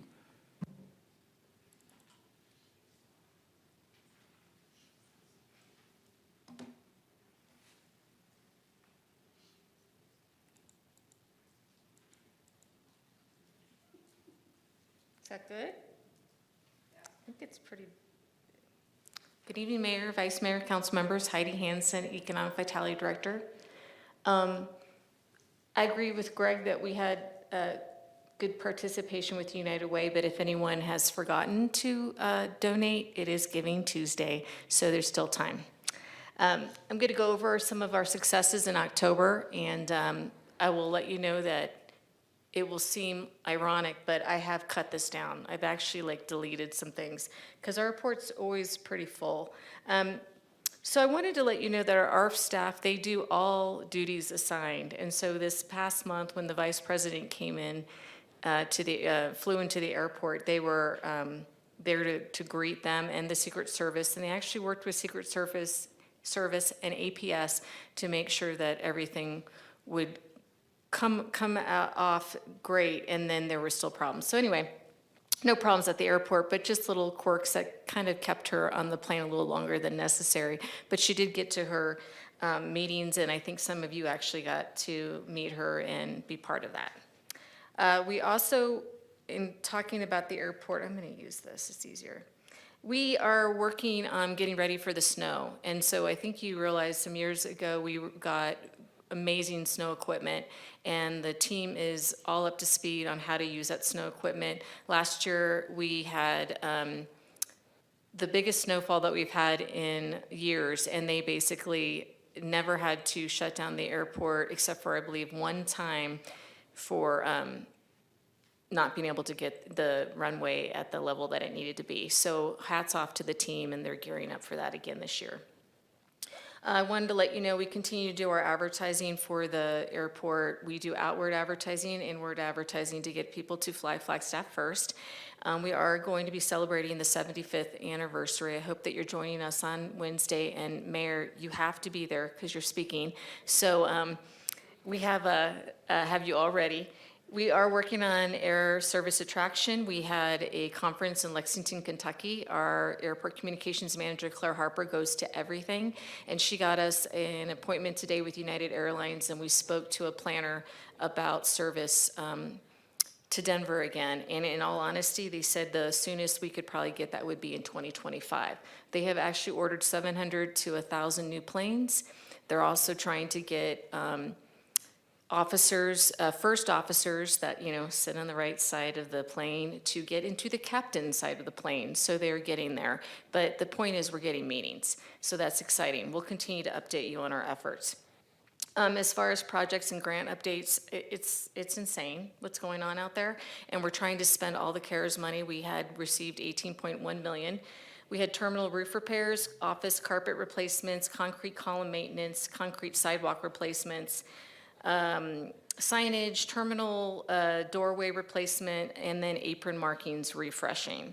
We're also going to do perimeter fence maintenance, terminal fire sprinkler construction, and terminal lighting replacement, and flooring. And what you're going to probably see at the airport is we're not going to have carpet anymore. We're going to be doing something else that's a little bit more useful to us. When people basically drop things, they don't tend to clean up after themselves. So we're going to make it so it looks better in the airport. Again, I hope you join us at 4 for the event, the 75th anniversary at the airport. Our employments are doing fine. We were almost at 8,000. This is pretty good for only having American Airlines and having Phoenix and Dallas routes. So we're doing a good job. This is a really cool mural. I don't know that you've seen it, but it's actually on the Sustainability Department's building. And so we have BIA grants, Beautification and Action grants, and I will tell you, I hope that you go by and look at this, but it's about the native pollinator species. So I hope you'll look at that. The fencing over at the airport that we did, the beautiful fencing project, still has to have medallions reset, so we're working on those. We've actually made them larger. And then I don't know if some of you were able to come out to the Cosmic Ray Tunnel celebration. Pretty cool. We're actually going to be working on some other plaques for the entrance and the exit of that tunnel. The spruce trees have arrived in downtown, and that's replacing all of the beautiful flowers that we had. And don't worry, they will be lit. And I'm sorry if my scrolling is making you sick, but there's a lot. NAU and ASU interviewed us, and they wanted to know about our traffic signal cabinet project. So if anyone says, why are they wrapping traffic signal cabinets? It's because it's cool, and it's because it gets our local artists a way to get out and to show their art. We're going to be doing a lot more. I just had a meeting with ADOT, and we're preparing for the 100th, the centennial for the Route 66, and you will be seeing a lot more along the longest stretch of Route 66 than you've ever seen before, and ADOT is hopefully going to partner a lot with us. We've also talked to them about actually taking over some of their traffic signal boxes for good. So more on that as well. Our park flag team does not have a glorious job. I will tell you, if you see them, please thank them every single day. They are not only being great ambassadors and doing more ambassadorship than citation, they are actually cleaning up the graffiti on these kiosks, which is not an easy task. And they're also repairing signage that people like to destroy, things like that. So again, really appreciate their work. And our revenues were up in October, which is terrific to see, which means people are actually paying for their parking, right? All right, because we all know, what do we know? Thank you. All right, there we go. We had it's working. It's working. Jack Fitchett just left us. He was our business attraction manager, and he went to have a promotion in Winslow. So you can't help but somebody that has a deep desire for career advancement, but he is still a partner to us and to Acona. But before he left, he actually had a site tour for a manufacturing company that he says creates wood and cement products. Their process focuses on taking small diameter timber and adding concrete to produce panels for affordable housing.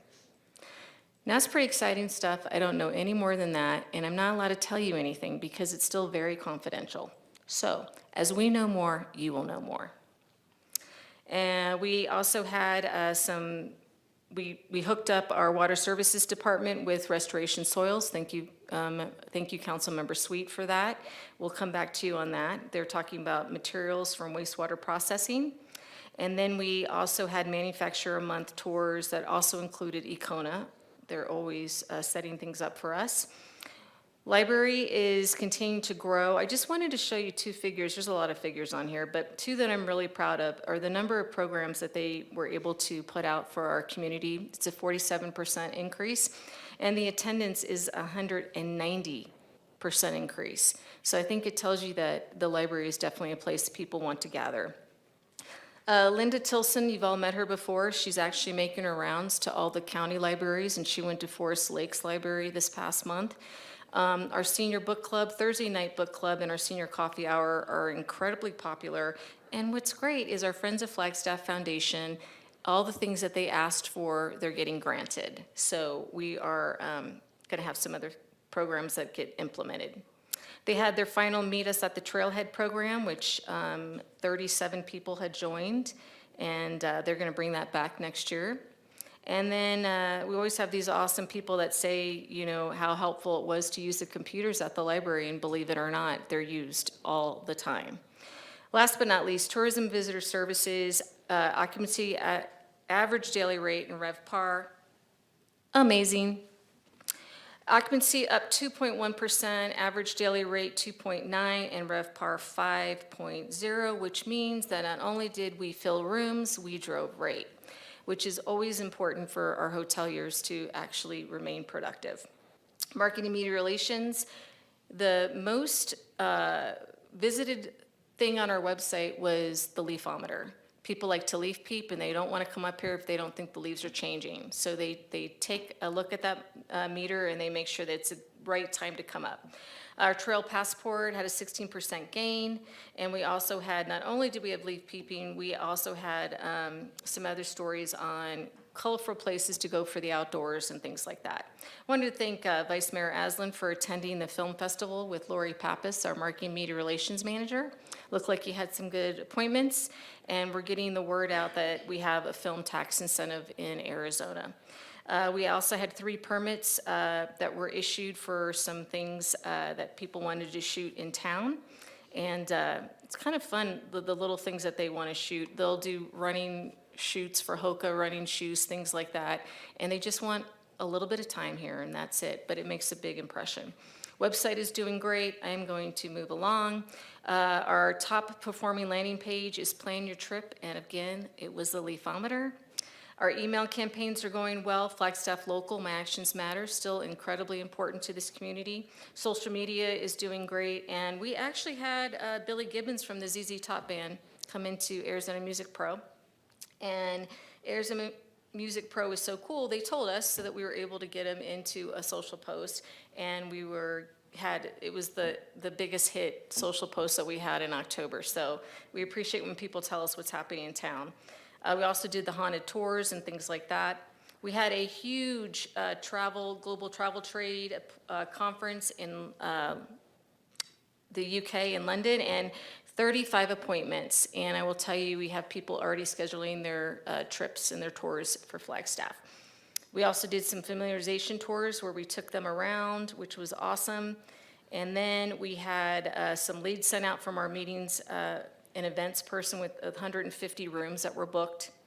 Our visitor center continues to get a major increase in retail sales, and then walk-ins was about flat, but that was great. They love the retail. If you haven't been in the visitor center, you should go there shopping this holiday season. And then the last thing is our Crave services. We couldn't do anything without them. They're amazing. They not only support Discover Flagstaff, but they support all of the city. And we have a really fun Santa video. If you haven't seen it, I'll send it your way, that we did to show overnight stays and all of that. And then, of course, we did working on our winter stay and play insert. I just saw it today. It's completed. So if anybody has any changes, sorry, I cannot. And it's done. And then our annual report came out, and some of you had come to our annual meeting, which I will actually talk about next month. But if you were at the annual meeting, I appreciate your support, but you also got the report at that time. And so it tells about all the wonderful things we did. And here's just a little bit of the artwork that's happening right now, talking about Snowball. And then, of course, we're doing collages to talk about all things holiday. I am so sorry I can never keep that under 5 minutes, but I think you understand why. So any questions for me? It's Greg Clifton that makes you do under Yeah. 5 minutes. They don't even care, Greg. Look at Yeah, you can go on as long as you like. I think Councilmember You House. all heard it right here. Councilmember House has a statement, question, something. Yes. Just two questions and a thought. So for the park flag kiosk, I was just wondering if you've had any consideration of making those some sort of art or beautification project? It's a fabulous idea, and we have not. We have some spaces on there that we could definitely wrap. But we need to keep the front, of course, available for all the messaging, but I'll definitely look into that. And I am coming back to you on Green Book, I swear to you. We have a meeting this month. I don't want you to think I forgot that. I actually was not going to ask about that today. But my second question was really just how do you get on the list for that next trip to London? Just so you know, you're always invited. We have money that we set aside for administration and council to attend with us, because the best way for you to understand our jobs and what we do to try to drive visitation is for you to attend with us. So if you ever want to participate on a travel trade mission or whatever, Trace and Meg Roeder are out now. They're in France, and they're in a travel trade mission. I will tell you, it sounds like a lot of super fun, but they will make you work. I mean, they're always in meetings, and when you have appointment after appointment, it's a lot of speed dating. But if you ever want to attend with us and you have the availability, we can show you our schedule. Anything else, Council? Just Vice real Mayor? fast, Madam Mayor. Heidi, thank you. I'm so glad you had a chance to go into more depth with that. This is the report we got, of course, at the last Tourism Commission meeting, and I did an abysmal job of summarizing all of that during the liaison reports last week. Obviously, it's a little bit overwhelming. It's a bit of a fire hose. You guys are so busy and working so hard. We do see the benefits coming through. And it's nice for you to be able to toot your own horn and get that narrative out there and tell that story, because we need to hear it. So thank you, and I apologize for doing all of that in about 14 seconds instead of 5 minutes last week. Please do not apologize, Vice Mayor. And last thing I forgot to mention was Vice Mayor and Councilmember Sweet were able to join us at the Visitor Center to look at our sustainable interactive wall. It is so cool. And if you have some time to go into the Visitor Center, please do some holiday shopping. We do not carry products that take you away from shopping in our other area shops. We make clear that that does not happen. And second, we'd love for you to interact with that board. It's really cool, and we might find a reason to put it some other places. And I know that was a comment from Vice Mayor and Councilmember Sweet that these boards probably need to go in other areas, and we'll talk about that during the budget time. Thank you so much. Thank you. Have a good evening. Back to you, Mr. Clifton. Thank you, and I'm going to bounce it off to Rebecca for the pros update. Oh my gosh, she is always a tough act to follow. Let's see if this will work. All right. Can everyone see that okay? Okay. So, thank you, Heidi, for making it difficult to follow you, but we've also had a great time. This is the Parks Rec Open Space and Events monthly report for October. I believe I mentioned to you the last time I was here that we had just had our kind of annual get-together and gathering, and City Manager Clifton and Deputy City Manager Shannon Anderson were able to come out and join us for a little bit and interact with the team. It was a great time. This is a photo of that, so you can see. We cooked for them and really just gave them the afternoon off to enjoy each other's company and relax a little bit. The excitement of Name That Plow contest is, this has been impressive. This was a new endeavor for us. It was a social media campaign. It concluded, and we are going to tell you the names of the plows tonight, and I'm going to have Amy do that in a little bit. So we're building the suspense. Beat that, Heidi. All right, our trail counters are still popular. We're seeing increases, at least in October we did. Buffalo, Sinclair, and Mars Hill all saw, yep, I got those right, all saw 15% increases in usage in October. Some of our projects in parks are not super sexy, but they mean a lot to our coworkers. And they were finally able, this was a project needed for, I can't even tell you how many years, a new gate, an automated gate, so that we can fully secure the parks yard at night, and that they can come in and open up that gate before it was literally someone trying to drag that thing across the ground. So this is a new project. Many thanks to Sean Mullaney. He's one of our park supervisors that got this project done for us. It was also Halloween, of course, so recreation centers were in full swing. These pictures are from the Halloween party at Hal Jensen Recreation Center. They had an old-fashioned cakewalk, which turns out to be one of the more popular events that they have there. And you can just see they had arts and crafts, they had goodies, and it really brings in the neighborhood. It's really fun to see. In open space, we continue a lot of work for education and partnering with different organizations like Boys and Girls Club and high school classes. We are continuing with our full moon hikes. I'll let you know, they went out last night when it was freezing last night, right? And we still had people come out and join us for a full moon hike. So they're going strong. Adult athletics are going strong. Again, this was dated back in October, so adult basketball registration is now closed, but we'll probably be, or not probably, we will be starting up registration for the second session. So if you're interested in that, keep an eye out. Final reminder, I promised Haley I would do this. I would remind you all that you are invited to join us for the Winter Wonderland and tree lighting. You all are the VIPs of the evening. You're invited.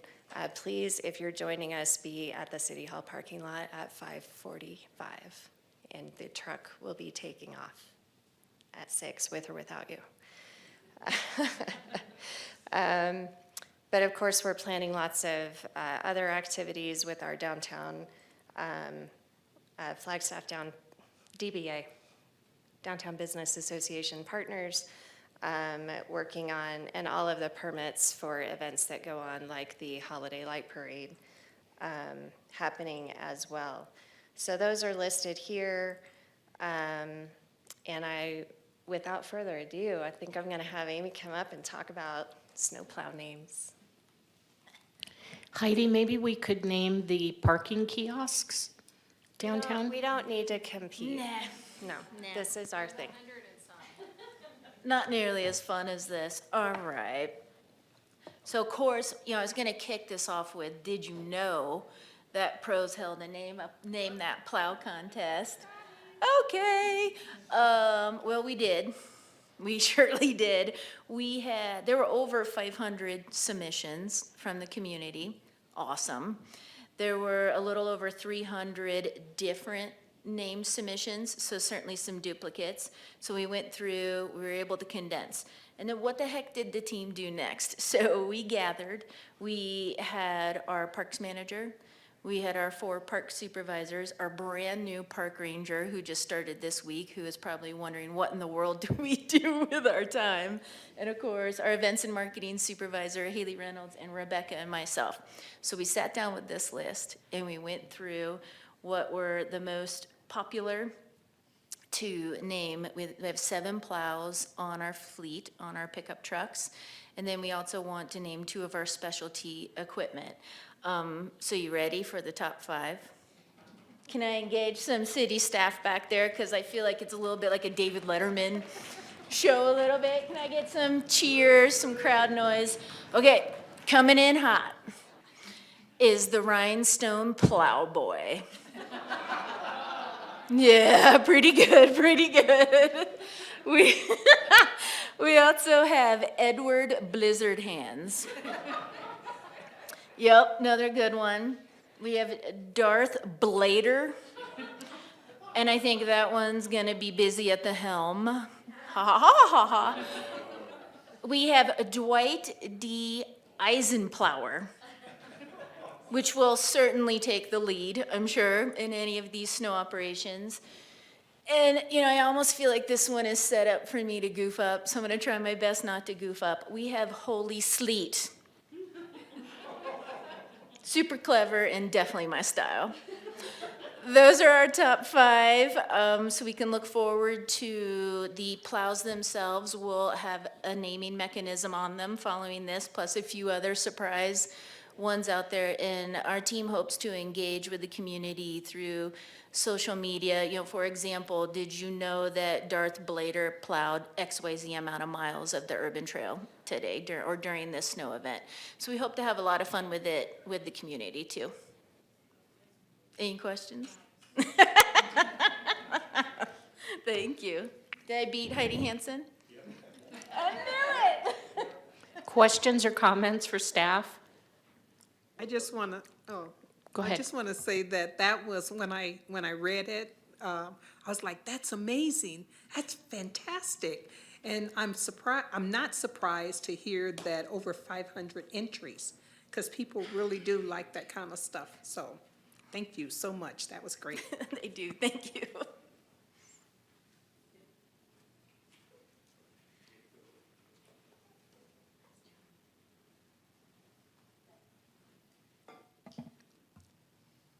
Can't top that. All right. Thank you very much. Thank you, And Mayor. thank you for the great update, staff. All right, we are moving down to item number 8, ECONA, an economic development roadmap for Northern Arizona. And thank you for being so patient. I think we're into the evening. So good evening, Mayor and council members. I am Gail Jackson. I am the president and CEO of ECONA.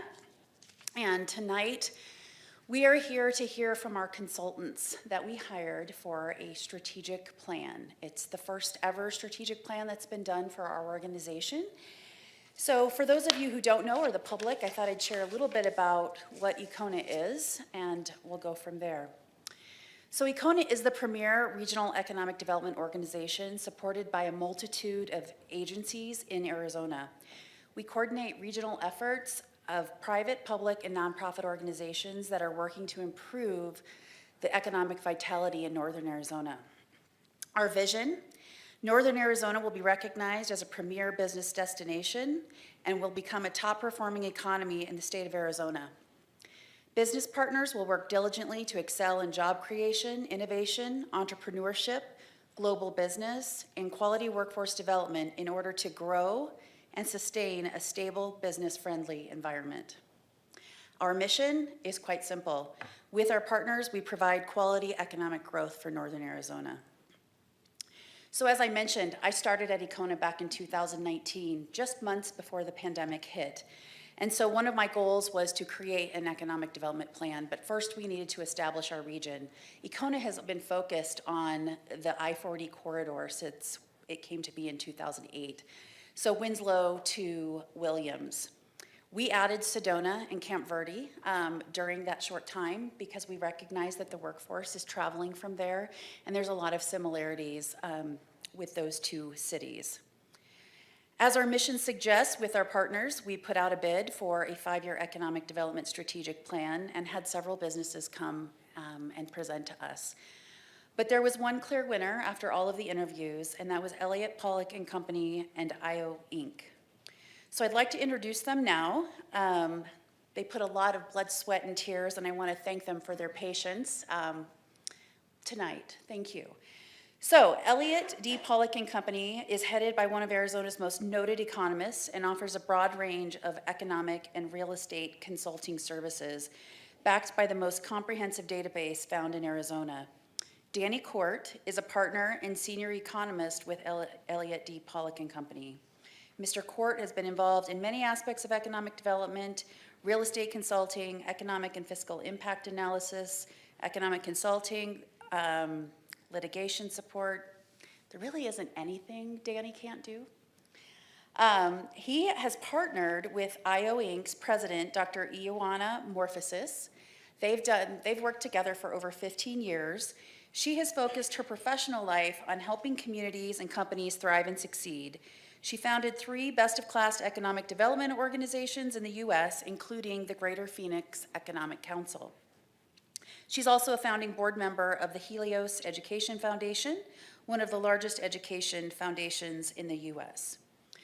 So now that I've read their description, I'm hoping that I can just quickly, while I have the mic, recognize some of our board members that are here in the audience today. Mayor Becky Daggett, Greg Clifton, City Manager, Heidi Hansen, the Economic Vitality Director. They all represent the city of Flagstaff on our board. We also have Steve Ice with Northern Arizona Healthcare, and our board chair, Mr. Josh Mayer with NAU. And online, we have Randy McGrain with Ensemble Investments. We also have members of our leadership teams that are here, Miss Alexis Knapp with Coconino Community College, Dave McIntyre with the City of Flagstaff, Allie Applin, and Janet Dean with APS. So I wanted to thank them because they too were patient and have been waiting here as we start this presentation. So thank you so much, and I'm going to turn it over to Danny and Ioana. Thank you so much. Thank you, Mayor and Council, for the opportunity to present our economic development strategic plan presentation. This is just a very brief summary. There are over 200 pages of research and documentation that is available on the Icona website. There's also several webinars that do a deep dive into several of the technical reports that we completed for Icona. So we want to be cognizant of everyone's time. So we're going to kind of go rapid fire through this.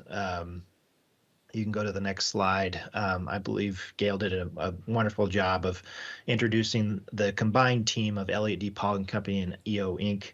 I just wanted to, I think you covered me just fine. I just wanted to brag a little bit more about Dr. Morphosis.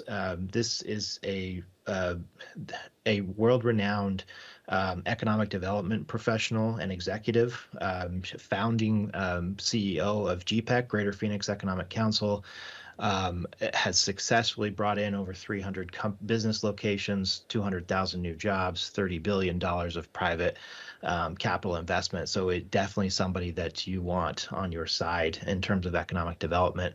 And we will have her go over some of the things in the report, including the SWOT analysis. I just wanted to quickly say, too, that there's a timestamp on this report. Most of this is timestamped as of June of 2023, and we began our efforts last fall in terms of stakeholder engagement. So just to kind of set the time frame there. So you can go to the next slide. This was the scope was quite extensive for the economic development strategy. So we got to a lot of different things in terms of what the region needs in terms of economic development. It included an extensive literature review, extensive stakeholder engagement. Over 80 individuals and groups were contacted and interviewed. an asset inventory of current conditions, a competitiveness analysis, a targeted sector analysis.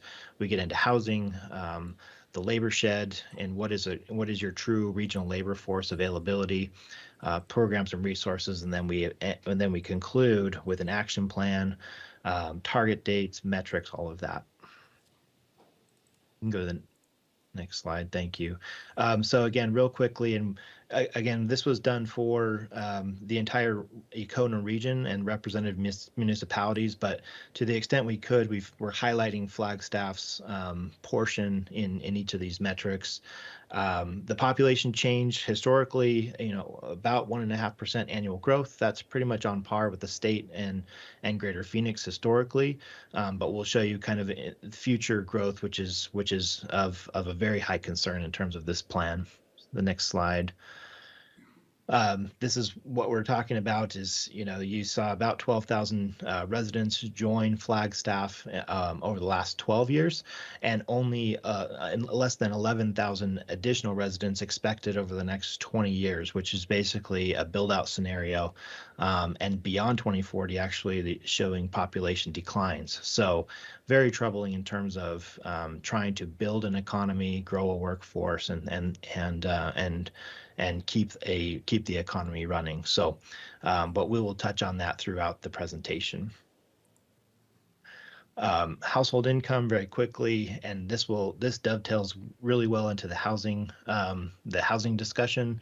The chart on the left shows the percent of residents below poverty, which at Flagstaff is one of the lowest in the region at 17.4%, but still. That's still an elevated level when you compare it to the state of Arizona at 12.5% or Greater Phoenix at under 11%. But as a region, Flagstaff is at the lower end of those individuals at or below poverty. You see, I'll just draw your attention at the bottom, which dovetails into the housing. The median household income of a homeowner is $97,000, and the median income of a renter is $44,000. Really interesting when you look at housing sales and prices as well as rent. Most of those homeowners actually couldn't afford to buy the house that they currently live in, and we'll show you some of those stats. But you can go to the next slide. This is the county's employment, top 5 sectors, not surprising, accommodation and food services, healthcare, education, retail, and manufacturing, which is an excellent industry to have in your top 5. Next slide drills down into the city level. You see here, anything with a red box means that industry is more represented than if you looked at the statewide average. So Flagstaff, again, very well represented in manufacturing, educational services, healthcare, and accommodation food services, which is tied to tourism. Go to the next slide. This is a technical report. Again, you can see we do have additional presentations and reports on this, but the competitor regions that were chosen were Fort Collins, Colorado, Bozeman, Montana, and St. George, Utah. Again, chosen for similar proximity to major markets as Flagstaff, presence of universities, and then some regions just chose for aspirational, just to see where Econa, the Econa region, stacks up. So you can go to the next slide.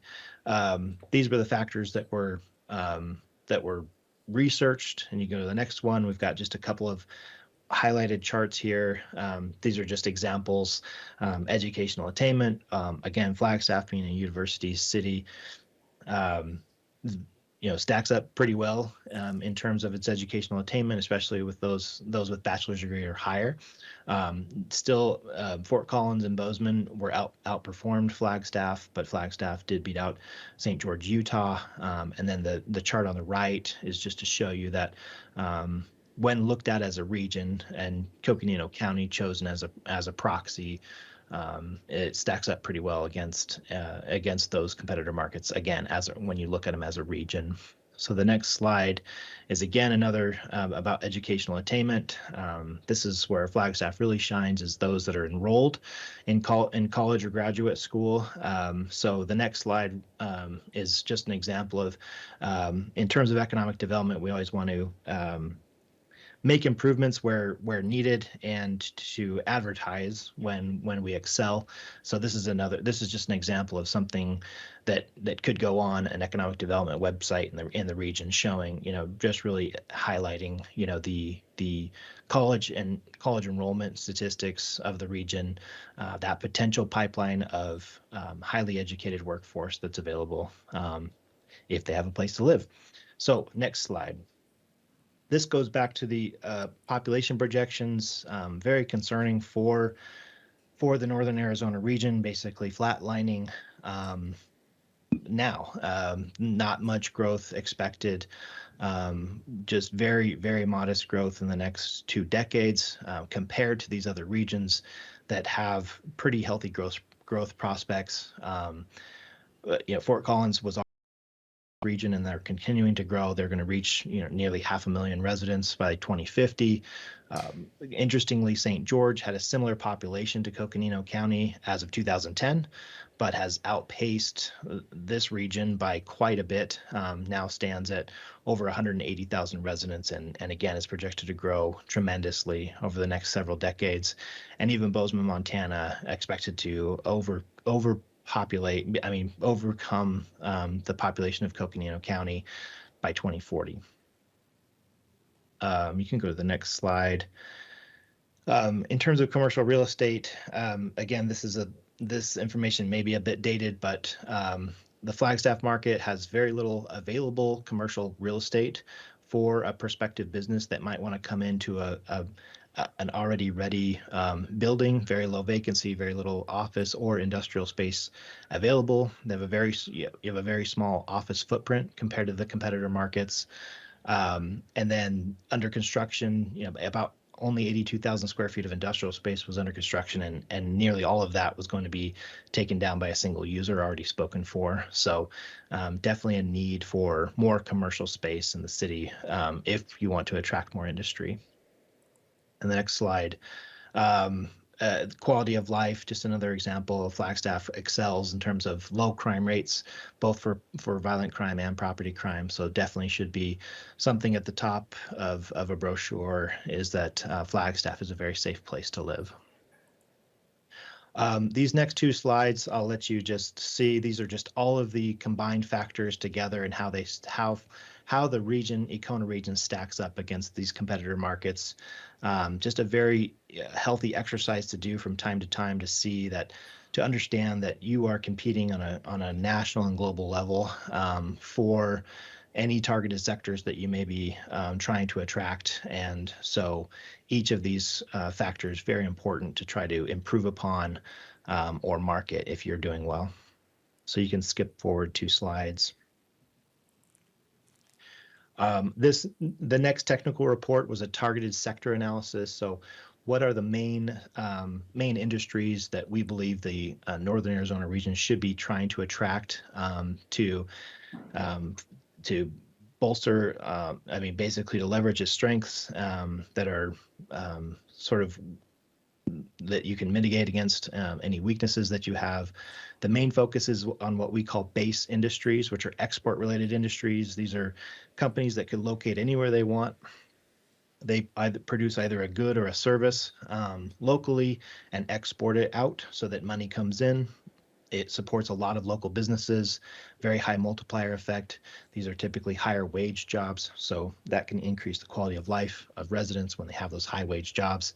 And trying to leverage the asset of Northern Arizona University, which is producing a lot of highly educated graduates. There are also opportunities, there may be opportunities to focus in on local market industries in the case where you need to, if you've got leakage, spending leakage, that you don't have enough retail assets or something like that. But in this case, the sectors we chose were all base industries. And you can go to the next slide.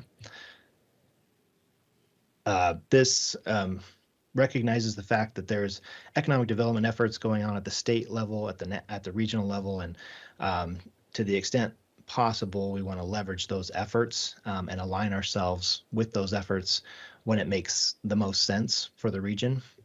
So we looked at the targeted sectors of the Arizona Commerce Authority, the state of Arizona. NACOG has put out its economic development plan with targeted sectors. And then the one in the blue box is the targeted sectors that we derived based on the competitiveness analysis and the economic makeup of the region, as well as from the stakeholder engagement. So the 5 targeted sectors that were chosen were manufacturing, which includes advanced manufacturing, transportation, distribution and logistics, professional, scientific, and business services, the biomedical and healthcare industry, and arts, entertainment, and hospitality, which is tourism. There's a drill down on the next slide that kind of goes into what that could mean, what possible industries that could mean, and I'll let you read those after the presentation. You can read those at your leisure. And just to say, this goes back to, again, the housing and population issue that is in the region. You have these opportunities to go after targeted sectors, but an integral piece of that strategy needs to be a workforce, housing, and population growth strategy along with it. The targeted sector recruitment will have limited success without those as part of the overall strategy. You can go to the next slide. Danny, before you leave that slide, I would like to share something with the mayor and council. This is not just about recruiting new, high quality, desirable business. This is just as important. The workforce, housing, and population growth strategy is just as important to enable Flagstaff, especially because that's where most of the employers are concentrated, to retain what you have and enable them to continue to grow and flourish at their current location. So this is not just about targeted sector recruitment. It's just as, if not more important, in terms of being able to retain what you already have as a community. Thank you, Danny. Thank you. Thank you for that input. We're just spending one slide real briefly. Again, there's basically a toolkit that's given to each community, which is what is called a labor shed. This is where the pool of most of your workers, and the metric was 70% or more of your workers are coming from not just within your city, but they're coming from throughout the region. And in most parts of rural Arizona, it's true that the commute times are much longer, and people are used to traveling for work, especially if it's a higher wage job. So again, in economic development efforts and just showing to potential new employers, we do not want to be using community level data. We want to be using regional data. So this is supported by the U.S. Census commuting patterns data, as well as GIS drive time models to show that you have a much larger base of workforce in various industries. So even in industries that may not be there locally today that you want to attract, that there is an available and qualified workforce in those industries within a reasonable drive time and commute shed. So that's a toolkit that we've provided. And that's all I have for this slide. You can go to the next one. Housing. So this comes as no surprise. I know the city of Flagstaff has done extensive work on looking at affordable housing and an affordable housing action plan, and that was reviewed as part of this. So these are updated statistics compared to when the housing plan was created. Basically, if you bought a home in Flagstaff before 2018, congratulations. Housing prices, and this is not a Flagstaff only issue, this is across the entire nation. and in other parts of Arizona, but saw a substantial increase in prices since 2018, an 80% increase in the average single-family home price. Now, as of 2022, just under $800,000. And then you add in a 7.25% mortgage interest rate, you're looking at needing a household income of over $200,000 to afford. Not very many salaries offered at that level. So this is an issue across the entire region, where we saw prices increase dramatically. The next slide addresses rents. I mean, pick your poison. In 2018, Flagstaff's average rent for an apartment was just over $1,300, now over $1,800, which if it's going to be affordable, that's a household income of nearly $74,000 to comfortably afford the average rent in the city of Flagstaff. The next slide addresses the gap. I know that gap has been calculated previously by the city of Flagstaff. This is through the U.S. Census. Basically, the chart on the left is those renters that are paying 30% or more, which is the standard HUD definition of affordability. There's 8,500 households paying more that are cost burdened by rent in the city of Flagstaff. That's nearly 60% of all renters in the city. And if we are successful in attracting additional jobs and employers, that means there are going to be more people, and that need will just continue to grow. So the table on the right is employment growth estimates, an employment growth forecast, and to the very right, that would be your annual demand for new affordable housing on top of the affordable housing need that you have today. The next slide just aggregates both owner cost burden and renter cost burden, as well as the 5-year forecast. So Flagstaff's portion of the entire Icona region's housing gap is just over 12,200 units. You can go to the next slide. I'm going to turn the next couple of slides over to Ioana to discuss the stakeholder engagement and SWOT analysis. Thank you very much. Elliott Pollock and Company really is the gold standard for economic research across a broad range of endeavors, and many cities, including Flagstaff, have utilized their services on economic and fiscal impact analyses, housing studies, feasibility studies, market studies, etc. And I just want you to know that their data that they provide is very trustworthy and is not intended ever to advance any agenda. So the data obviously is critical. Every sound economic development strategy has to be data-driven, but to understand the DNA and really the essence of a community, that comes from engaging with stakeholders. And we want to thank the mayor, council members, staff members of the city of Flagstaff, and from all the communities in the Icona region, and of course, Gail and members of her board for working with us. We conducted, as Danny said, confidential one-on-one interviews. We did an online survey. We did roundtables. We wanted to embrace and integrate as many factions or aspects of the community across the region as possible. So here are the people and the types of people that we did interact with directly for the SWOT analysis. We can go to the next slide. Thank you.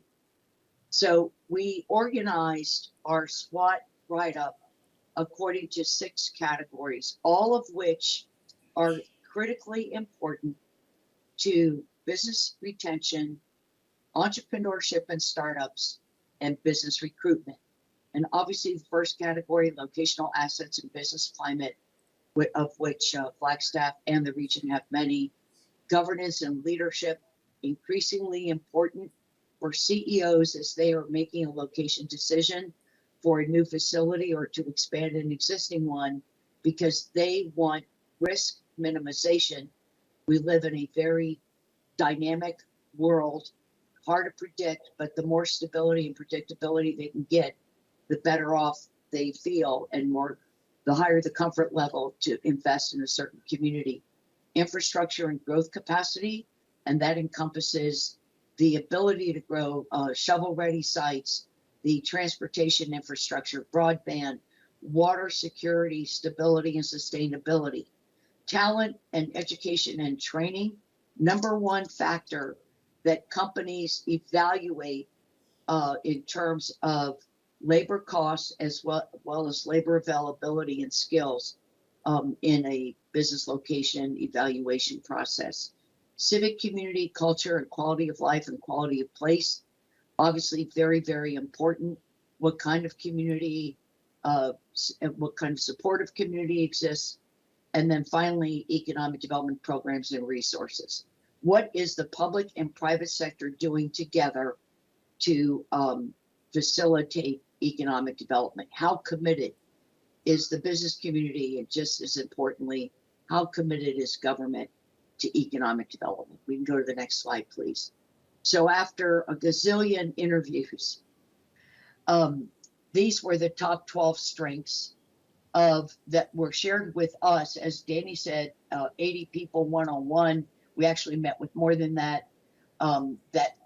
This is their thinking, not ours. These are their words, not ours. And there's a more detailed report that we shared with Econa, not really for public consumption, but clearly I'm sure if the mayor and council wanted to see it, she would make it available.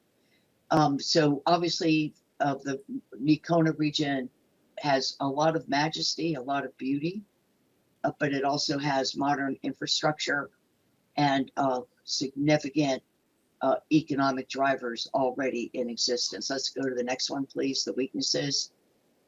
There were a lot, and typically in any SWOT analysis and stakeholder engagement process, mayor and council, people always give you way more weaknesses than strengths. But if you take a look, they're insufficient and inadequate workforce and available workers, the accessible and affordable housing, and this would be for not only college graduates and not only mid-level managers and executives, but even senior executives in business sectors that maybe don't pay as much as Zuckerberg makes. Obviously, we did an analysis of all of Arizona Commerce Authority's prospect information forms that they send out to all the communities across the state of the companies that are looking at Arizona. 100% of them last fiscal year, of all the prospects that Arizona Commerce Authority worked with, 100% required site readiness. So what does that mean? That a site is ready to go. There were other weaknesses, obviously, pertaining to the community, certain lack of infrastructure, but a big source of heartburn is the inability to retain and recruit staff for existing employers because of the scarcity of housing. Let's go to the opportunities, please. Obviously, lots of opportunities. This is just the top 12. But if you take a look, lots to do, a lot that already does exist, and it's really building on your strengths, as Danny said earlier. Strengthening the entrepreneurial ecosystem. There's a long tradition at NAU and in Flagstaff. That's an area that can clearly be ramped up substantially, not just in Flagstaff, but also across the entire region. Obviously, building on the biomed and biotech sector, and this gets into something that really relates to economic stability and sustainability in targeted sectors. The two most fundamental economic underpinnings for any economy are EDS and MEDS, and that's educational institutions, post-secondary, as well as biomed and healthcare facilities. Now that NAU is, first of all, you have NAU, it's doing a great job. It's an anchor institution. What does that mean? It means that they pay higher than average salaries. They are huge purchasers of local goods and services. And they also stay in place because they are bound by the market and they are deeply embedded in the community. Now that NAU is getting a medical school, it makes eds and meds even more important. That's the ed side. And of course, Coconino College as well is important. And Embry-Riddle, et cetera, et cetera. Let's go to the meds side. The Northern Arizona Healthcare proposal, which was defeated regrettably by voters in Flagstaff, is the other part of the anchor institution. And they go together. They're not distinct. They're not mutually exclusive. They are inextricably linked. And to the extent that building on what already NAU has and facilitating Northern Arizona Healthcare's growth and modernization is really critical. In terms of quality of place and factors that are important to companies that are thinking about expanding or creating a new facility, healthcare now ranks in the top 12 for CEOs. It usually was in the top 20, around number 18, 19. It's in the top 12. And so I would think that finding a way to make that project work in Flagstaff would be a top economic development priority for the city. Let's go to the next slide. Threats, they deal primarily with external factors. Climate change, heard a lot about that today in council chambers. The potential of a recession, economic instability, acute shortage of housing. A lot of the feedback we get from Arizonans is what's going on in our border and what the impact is in terms of a human services standpoint, but also economic standpoint. The biggest threats that people shared with us from a Flagstaff specific standpoint was the threat of inaction to address some of these challenges. So the declining population base, people may be satisfied with that, but the bottom line is you have to regenerate the people who are dying and also the people who are leaving. And so this is not about growth for growth's sake, but no company is going to stay in a community where the population is declining, and no company will locate in a community where there's not going to be a pipeline of the kind of people they want to hire. Okay, Danny, back to you, I think. Yeah, there's a part of the scope had dealt with growth opportunities. So each member municipality got some areas of focus. Flagstaff, obviously being as large it is and as big of a presence it was, we had to limit it to the top 4. And for our report, for our strategy, that included the Airport Business Park, which is a 32-acre proposition by the airport, slated for bioscience, technology, and research park. This is a 750,000 square foot proposal. It would include R&D, manufacturing, and hospitality space. The second was the Northern Arizona Healthcare Wellness Village that Ioana just mentioned, that again would have been located just across the 17 from the airport, from the Airport Business Park, which would have included a state-of-the-art hospital, outpatient surgery, imaging, rehabilitation, and clinic spaces. The plan, being called a village, included new housing, dining, retail, grocery, and new lodging, new hotel space. Another big reason this was chosen, not only for the prospect in and of itself, but with the infrastructure investment that would have been required to bring facilities, water, wastewater, all of that down to this site, would have also opened up the availability to develop hundreds of additional acres for much needed housing that would be in the area. Number 3 was the Belmont Camp Navajo area, located west of Flagstaff, an area that can be developed for more affordable housing, being located outside of the main city. but also slated for potential new manufacturing facilities, new transportation and logistics facilities, new industry as well. So both a residential component and a commercial and employment component to that potential opportunity. And finally, another infrastructure project, the J.W. Powell Boulevard Expansion Corridor, which is an image of that located in the top right corner of this slide, servicing 2,200 acres when completed, and would help activate several master plan communities, which are also slated for the whole gambit of potential housing products, ranging from single-family detached homes to attached multifamily products, which is the private sector solution for affordable housing. So those are the four growth opportunities identified in the economic development strategy.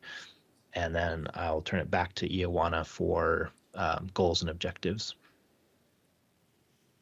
So based on all the research, all the data analysis, the analytics, the direct input and feedback from stakeholders, we have developed an actionable roadmap for helping to strengthen and diversify the Northern Arizona, the Icona regional economy. And I just wanted to share this quote because Icona is a great collaboration. I'm a firm believer in cooperation and collaboration. Sometimes it gets a little bit messy, but it's the most difficult human behavior known to humans, but it's critically important in order to make sure that people are able to realize their aspirations and not only envision the future, but make it a reality. So this is all about deliberate choices and actions, and it's really the economic development people who lose sleep at night, worrying about how are we going to advance our community and meet everyone's expectations and aspirations. Let's go to the next slide, please. Now, this is not intended to sit on a shelf, and I know already Gail has different meetings and committees with her board for execution. There's a lot to build upon in terms of assets, some of which could be strengthened, some of which really needs to be improved, and that includes the business climate. And that's not across the board in the region, but in certain places. The need to continue to invest in and build quality of life and quality of place necessities and amenities. Developing and growing the region's workforce through collaboration, education, and training. Everyone says they collaborate. There are big gaps in that collaboration, both on the side of employers who don't speak educator speak, as well as on the side of the educators who don't always necessarily translate correctly employer speak. This area of growing the region's workforce and collaboration and cooperation more is needed. Obviously, expanding investment in and completing infrastructure that's already planned and the ability to accommodate some growth. Investing and expanding and evaluating economic development programs and resources.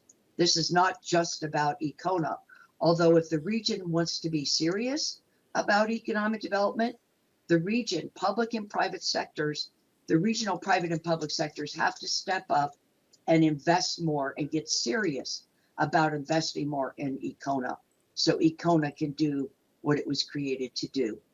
And then finally, there are many aspects of city government, county government, and other city and towns who do work quite effectively with regional and state and federal entities. Strengthening those existing partnerships and building new ones really, really important, because the job of economic development doesn't rest with one person or one city or one community or one county. It takes a plethora of entities, people, ideas, and resources to make it work. And there's a specific, Danny, is this the last slide? No, we've got just an sorry. example. Okay, You each can goal go to the has next several one. objectives. There's metrics and milestones. So it's an accountable action plan. Again, designed to be executed. And this is just an example of one goal and objective.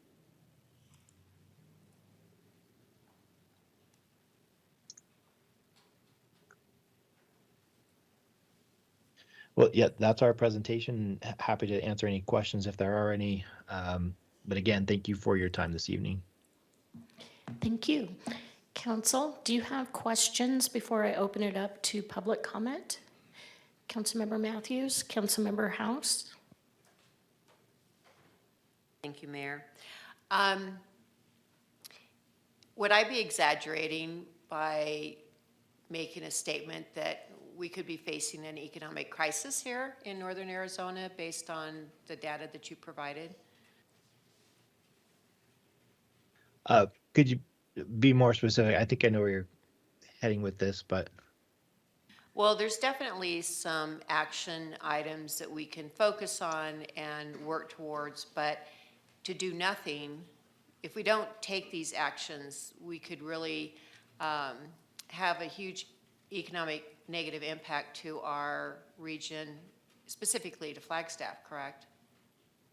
yeah, I mean, again, the plan is for the entire northern Arizona region, but Flagstaff does represent the lion's share of both population, employment, workforce, and all of that. So, and to some extent, is responsible for some of the perceptions of, you know, anti-growth, anti-business. Most of those comments, I mean, actually, all of those comments are from the perspective of working, trying to develop and all of that within the city of Flagstaff. So yes, a lot of work does need to be done. You are either progressing or regressing is what we say in economic development. So so yes, the action items are sort of an as soon as possible type of strategy. And as Ioana alluded to, investment is a big portion of that, investing in the plan. Let me also share that we're looking at economic decline over time. Nobody wants that. And there are things that city government, considering that Flagstaff, as Danny said, is really the predominant economic force of this region. We, having personally lived regional economic development, I will say that any region is only going to be as strong as its weakest link. So Flagstaff is blessed, and so is northern Arizona, and so is all of Arizona. Flagstaff is surrounded by magnificent scenery. It's got beautiful, you know, natural assets. It's got great employers. It's got a great university. It's got a great, you know, community. I don't want to call it community college, because they're all becoming four-year colleges.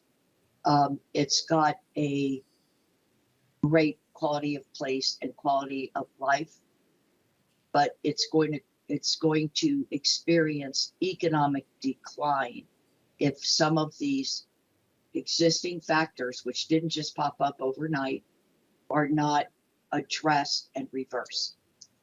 And I tend to be a little bit more blunt than Danny. Well, I'll share one more comment. It was the number one comment by your existing major employers was the comment was that the workforce pie is stagnant and it's only so big, and that was shared by nearly every major employer in the city of Flagstaff. So meaning that where's my next worker going to come from? They did not have the answer for that. If I want to expand, and many do want to actually expand their existing operations, how do I do that? How do I expand my operation without this available workforce that seemingly they cannot find this new qualified available workforce? When a new employer is announced, there's a collective sigh, begrudgingly. It's not seen as a positive among other employers, that because they believe that this is just going to cannibalize my existing trained workforce and things like that. So that is why this growth, this housing strategy is highlighted several times throughout the strategy. Is it needs to be part of the economic development strategy. Without a place, without an available housing inventory and an attainable housing inventory, this workforce question can't be answered. Thank you, and I agree and share those concerns with our workforce. When I came up here a couple of decades ago, it was already a factor here where they had to hire a recruiter to find somebody like myself to come up here because, you know, the talent pool is just here limited. It's not like other cities that have close by population of different skilled workers.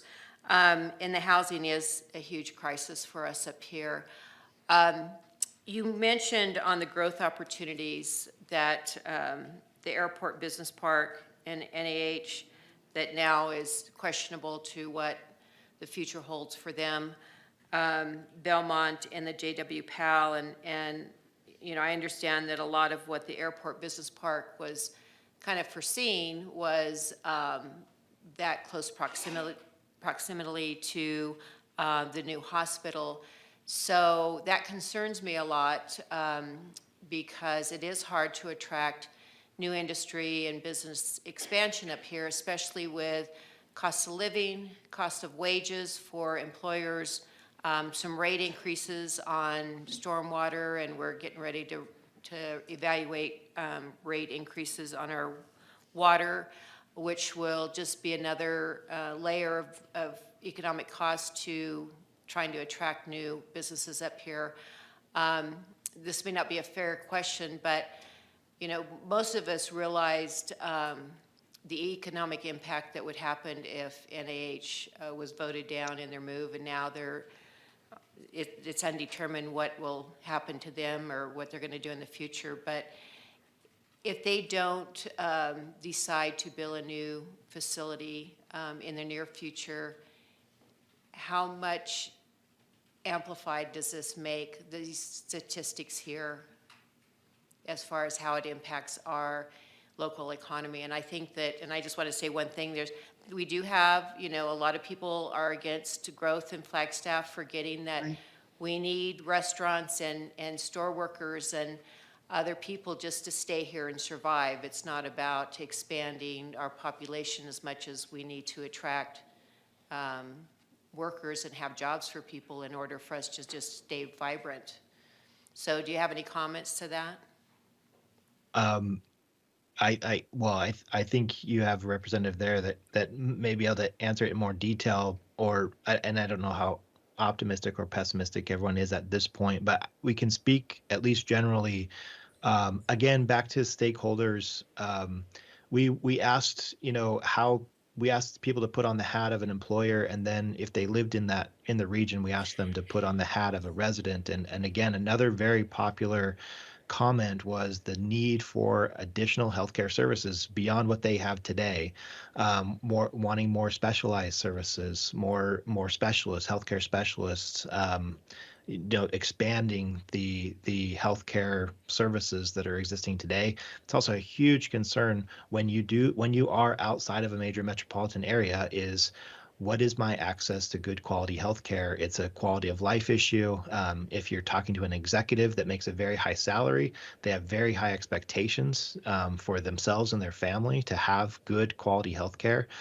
So this would have answered that question undoubtedly. You have a brand new, state-of-the-art healthcare facility right here in the city available to you. It's going to be able to attract top-notch doctors and healthcare providers because you have that new technology available and all of that, and now it's up in the air what you have, because it's from anything I've seen or read that you also you don't necessarily have control over what the current hospital will offer going forward.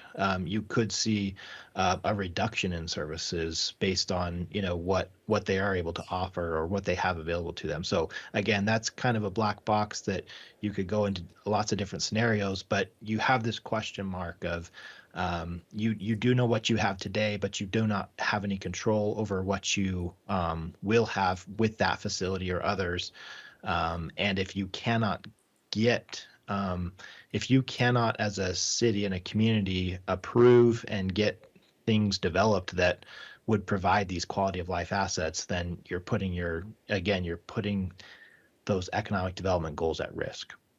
Let me also share from a image standpoint what a Flagstaff, intentionally, unintentionally, inadvertently is communicating to the rest of the world is that it doesn't want growth. And it will be very difficult for the city, and I know you've hired a consultant to do your economic development strategic plan. It will be very difficult in reality it will be harder for Flagstaff over time to retain the employers it has, meaning to encourage them to expand there. They're going to expand elsewhere. It will be more difficult for just this one thing about Northern Arizona healthcare.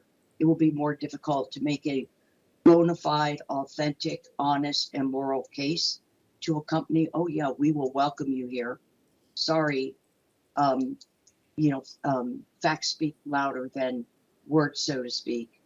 But the most important impact, I think, is why have a medical school and not have a place for those graduates to do a residency?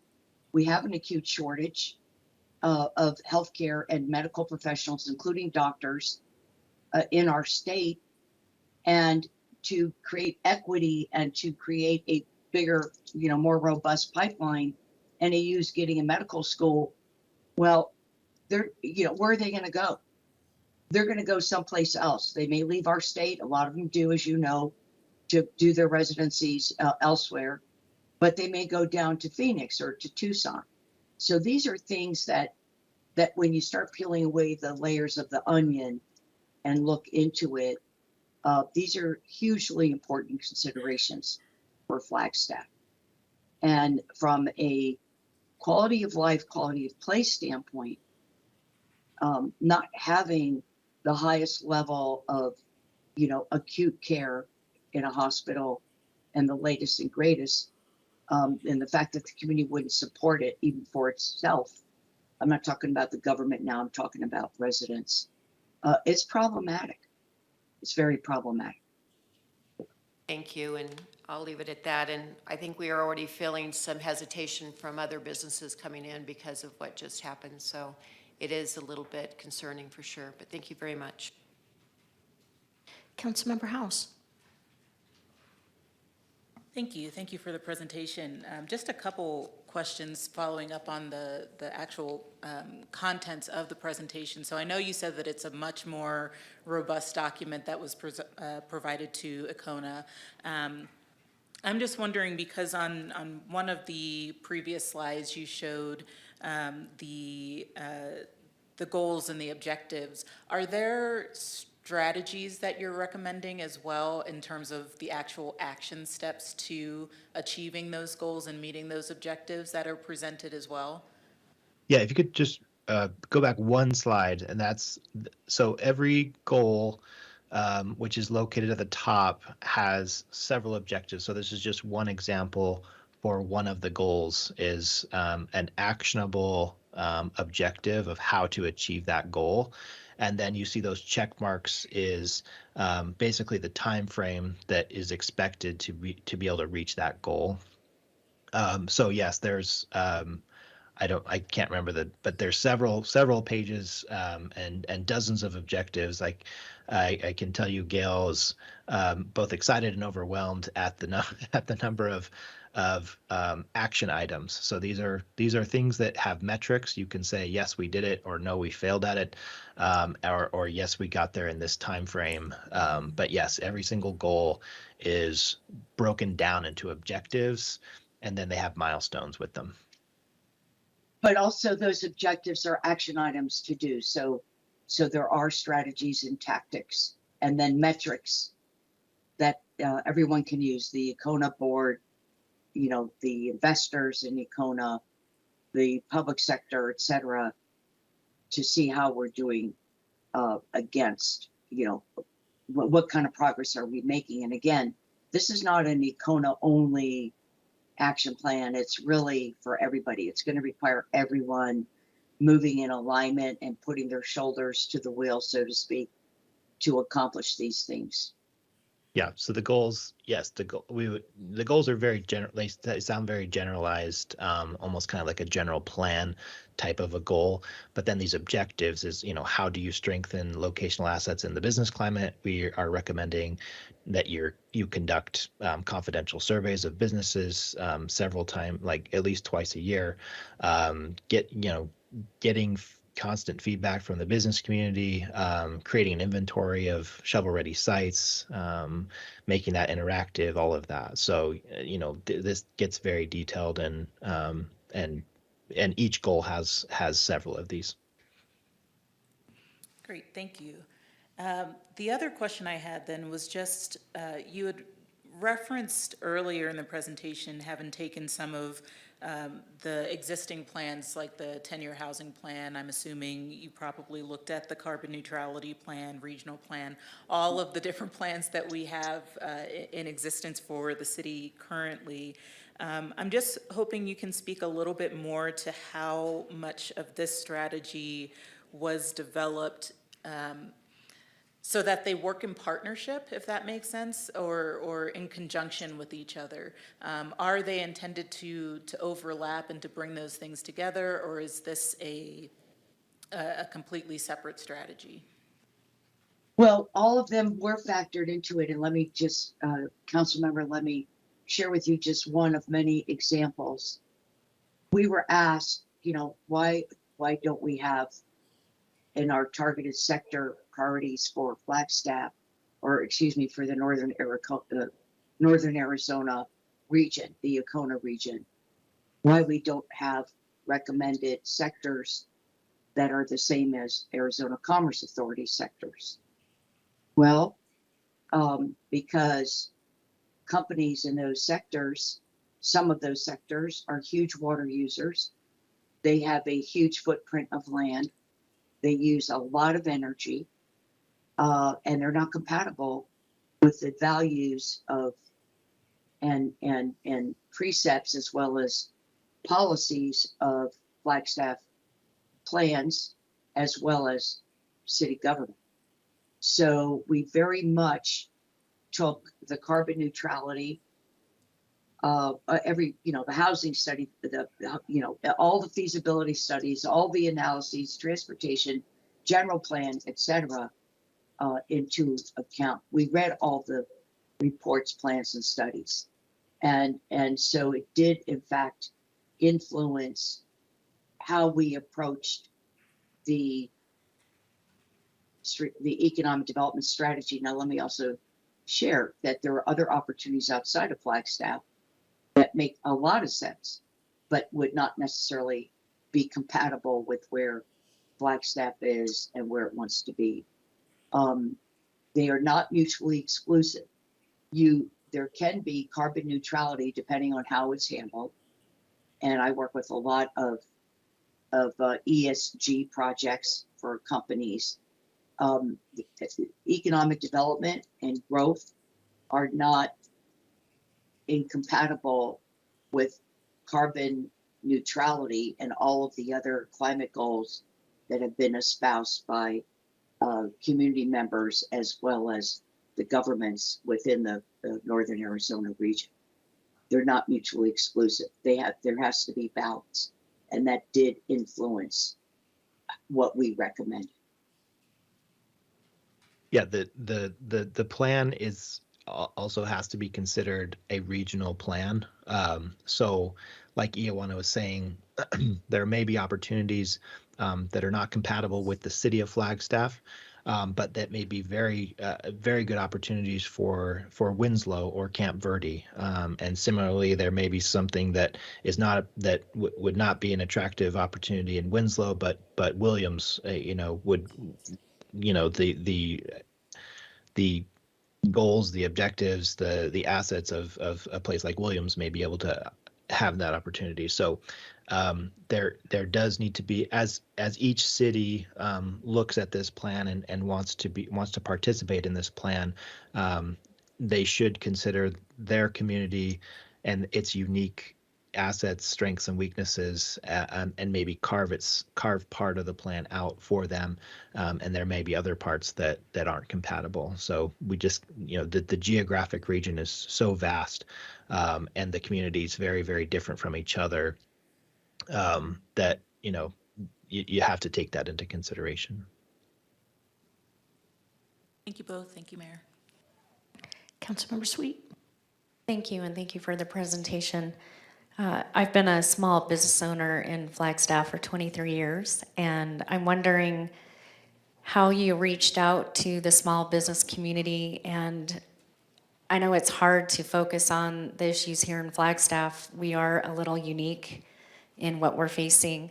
I'm wondering what were some of the top concerns from the small businesses, and are you offering specific guidance to what we're kind of going through? And I want to make sure that people in the room and online understand that the small business community is facing unique struggles, and I'd like to highlight what those might be, what you're hearing, and what we can do to address it.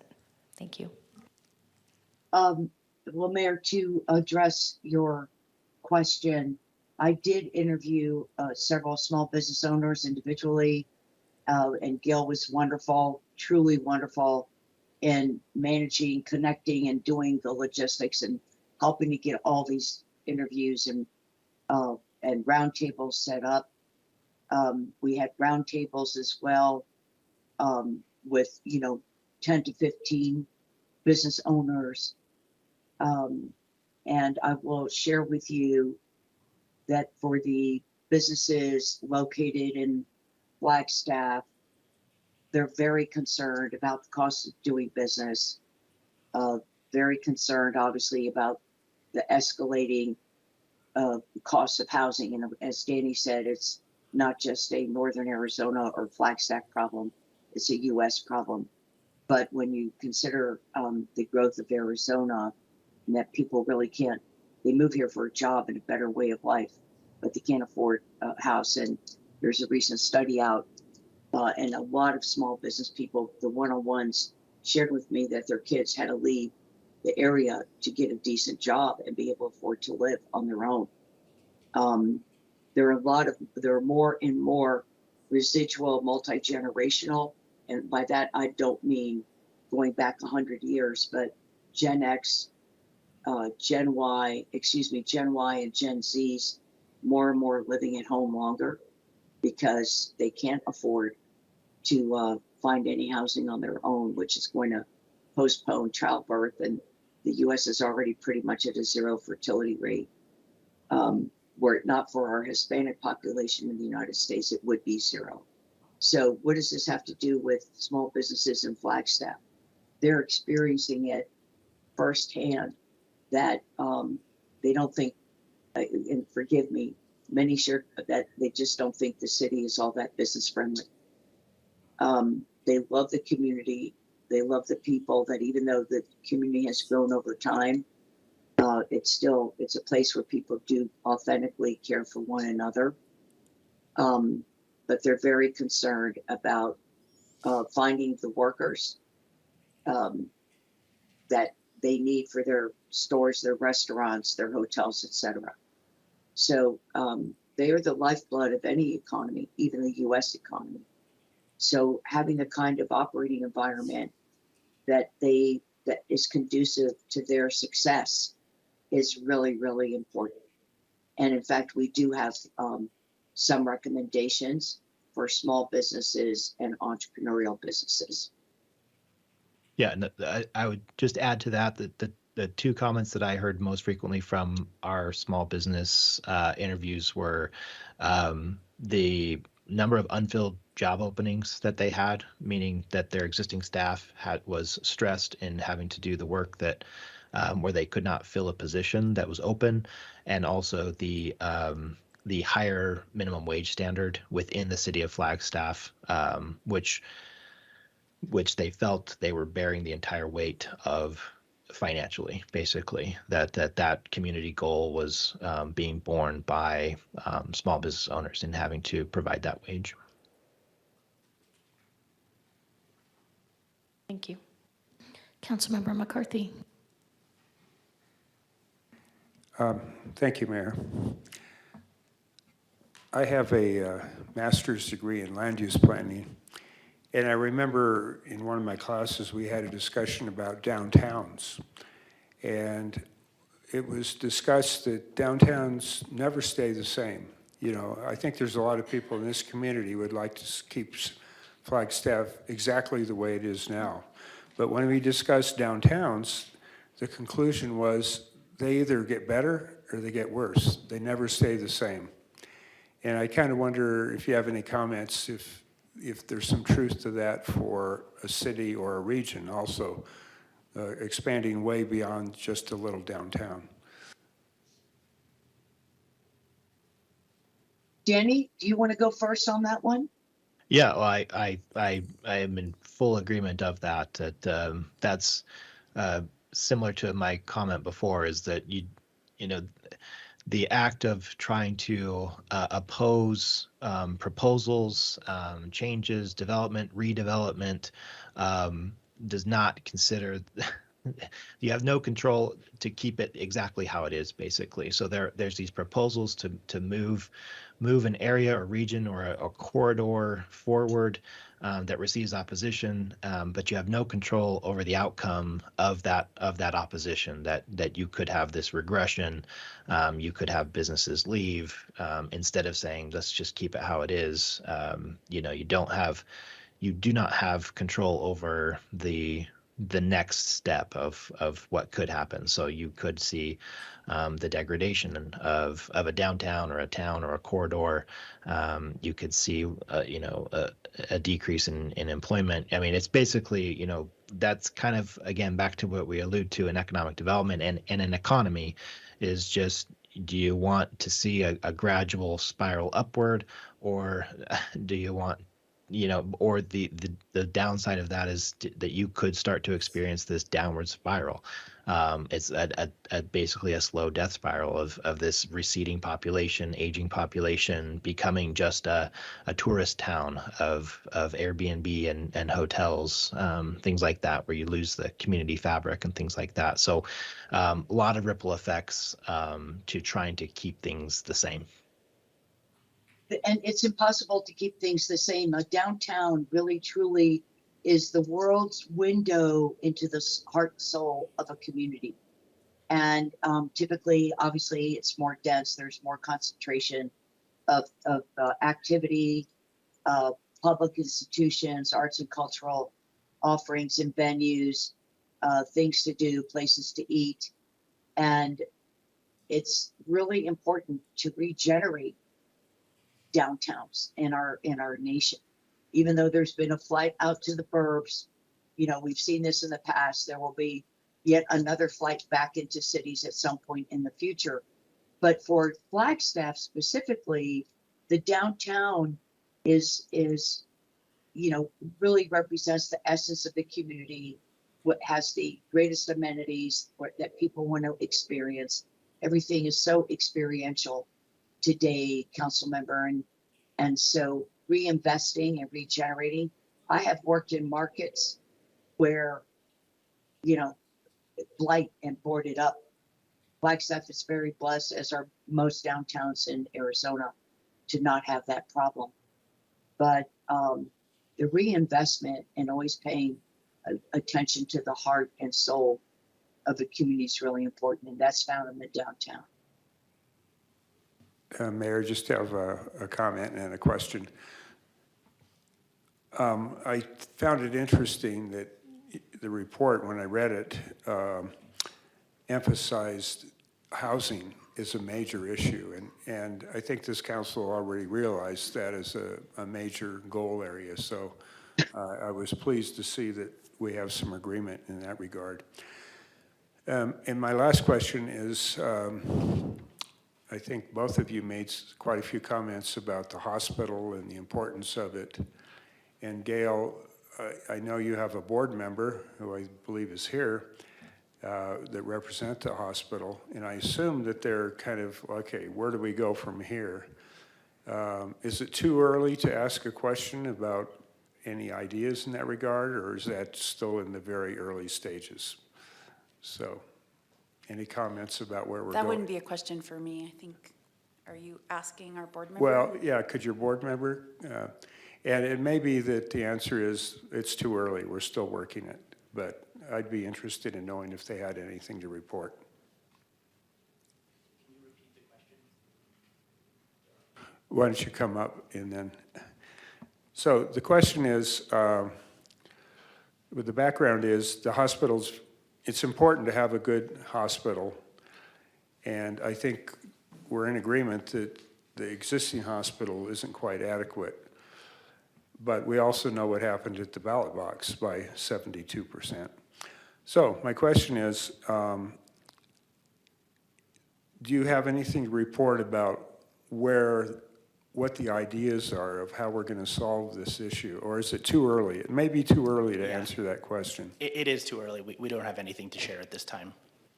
Okay, we'll be anxiously awaiting. Thank you. Thank you.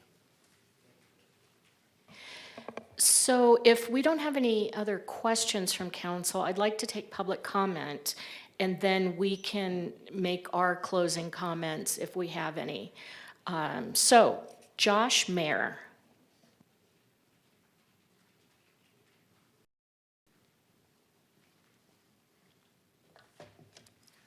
Thank you, Mayor and Council.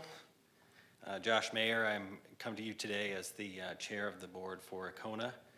Thank you for taking the time to listen to the strategic plan. This plan and its accompanying growth projections should present a real concern. This plan articulates the importance of diversifying our regional economy and the critical nature that housing availability plays in the vitality of our region. NAU stands ready to address the regional workforce demands in healthcare, education, manufacturing, and in all of the identified target sectors. NAU is clearly an asset, a regional asset in this regard. The report demonstrates the clear bottleneck for economic growth as housing availability. And related to this issue is affordability. Already, organizations are challenged to attract and retain talent due to the cost of living, a significant portion of which is comprised of housing. Ultimately, this creates a society of haves and have-nots, those who were lucky enough to arrive at a point where housing was more attainable. Now, I applaud those of you who took the bold step, which wouldn't be considered so bold in many other communities, to approve the zoning change on behalf of NAH. A zoning change that could have had a cascading effect that could open up more land for the development of housing. It was not a popular decision, obviously, but it was bold. Now, Icona is well positioned to execute this plan, but more bold action will be needed from members of this council and all of the Icona partners to address the #1 equity issue of our day, which is housing. Thank you so much. Thank you, Josh. Alexis Knapp-Poley?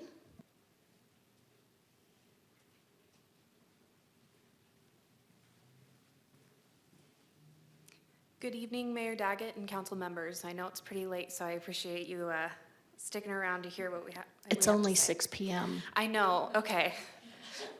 hang in there. I'm the workforce training coordinator at Coconino Community College, and part of my job is supporting businesses and organizations in the county on their workforce training needs. I'm also part of the Business Retention and Expansion Committee with ACONA.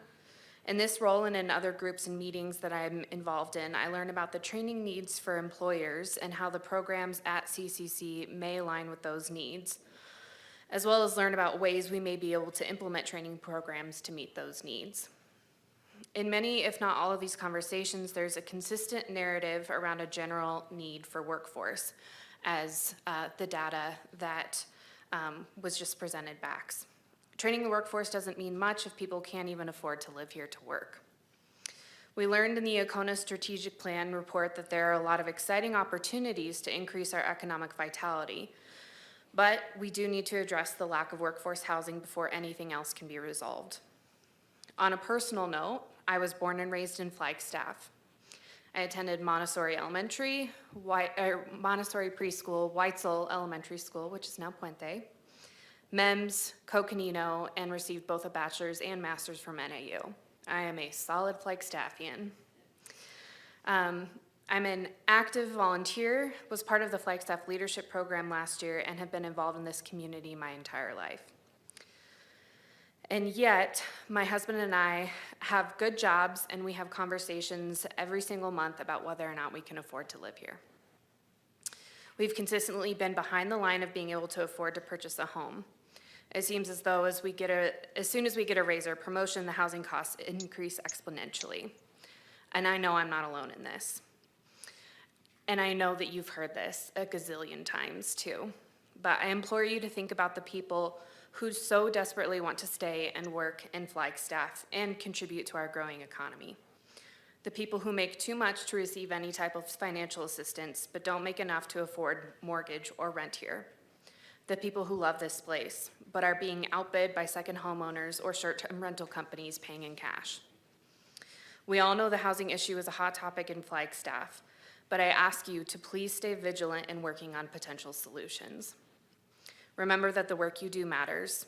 It matters to me and all those like me who love this town and would love to live here and work here. Thank you for your time and consideration. Thank you. William Tyler Head.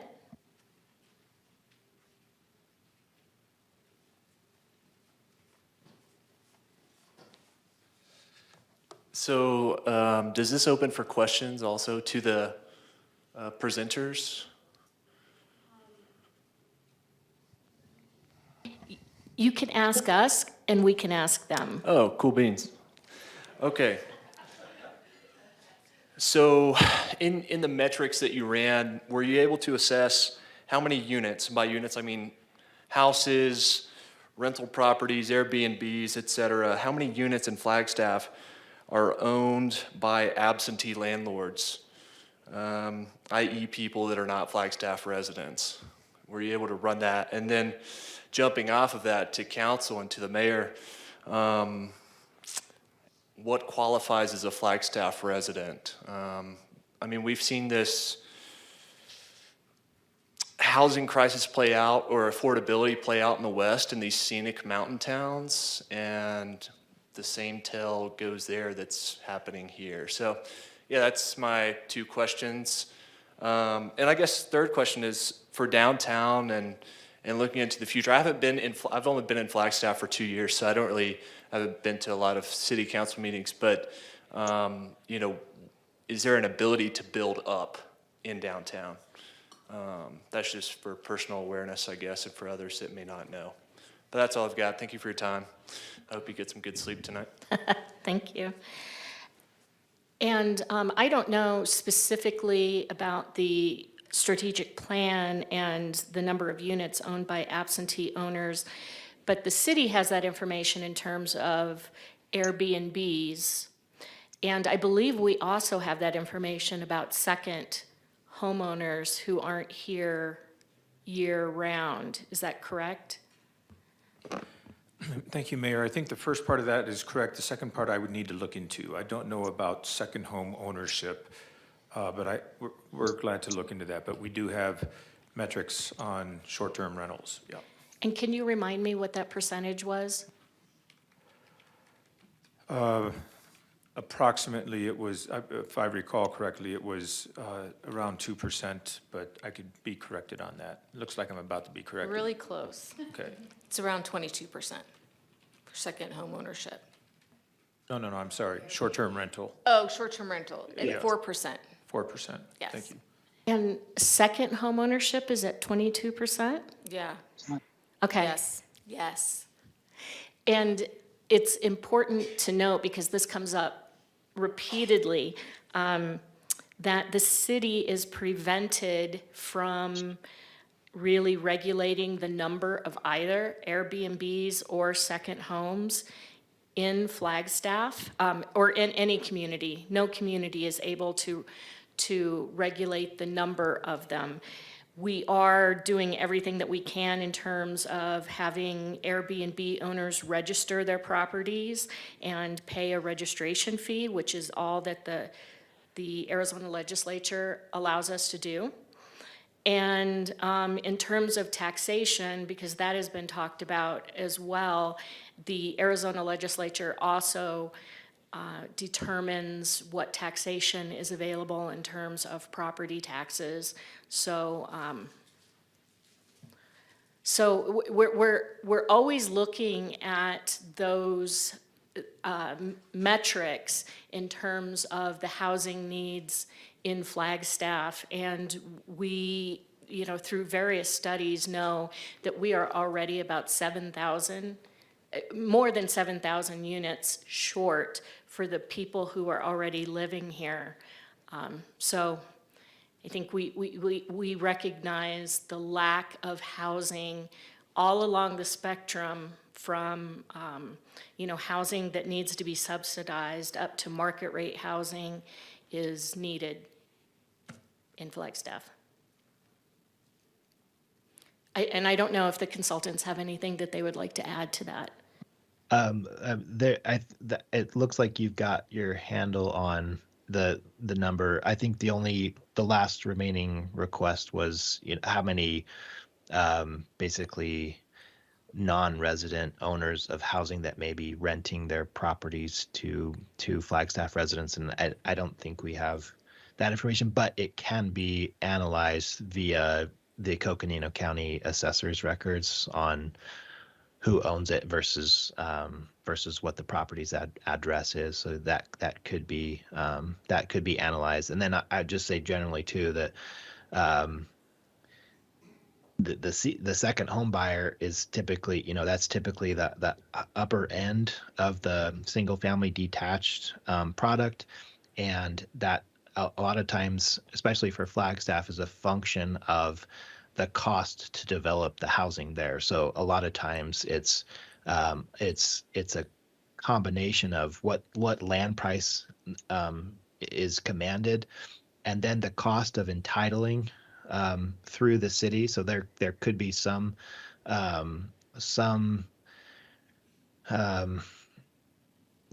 action there to look at. Is the city's processes adding to the cost of developing private, market rate housing, because at any additional time and is cost to that developer, and that ends up being part of the purchase price, if they can command that price. So it does end up trending toward that luxury end of the single family detached market, simply because the cost of the land was so high, and then the cost to develop and the cost of entitling was so high that it kind of pushes you toward that luxury end in terms of market rate. So when we're looking at attainable, affordable workforce level housing, it is most likely going to need to include public investment in terms of, reduced cost of land, or a direct investment in the construction of a project and things like that. But then again, generally for just market rate, the ability to approve and get through proposals and increase the supply just overall will create competition and help decrease the pressure, the upward price pressure. And we're seeing that occur in Greater Phoenix with the multifamily market. We're seeing a bigger influx of new supply, and it has it has a huge impact on price pressure currently. All right, thank you. And we have a public commenter as well.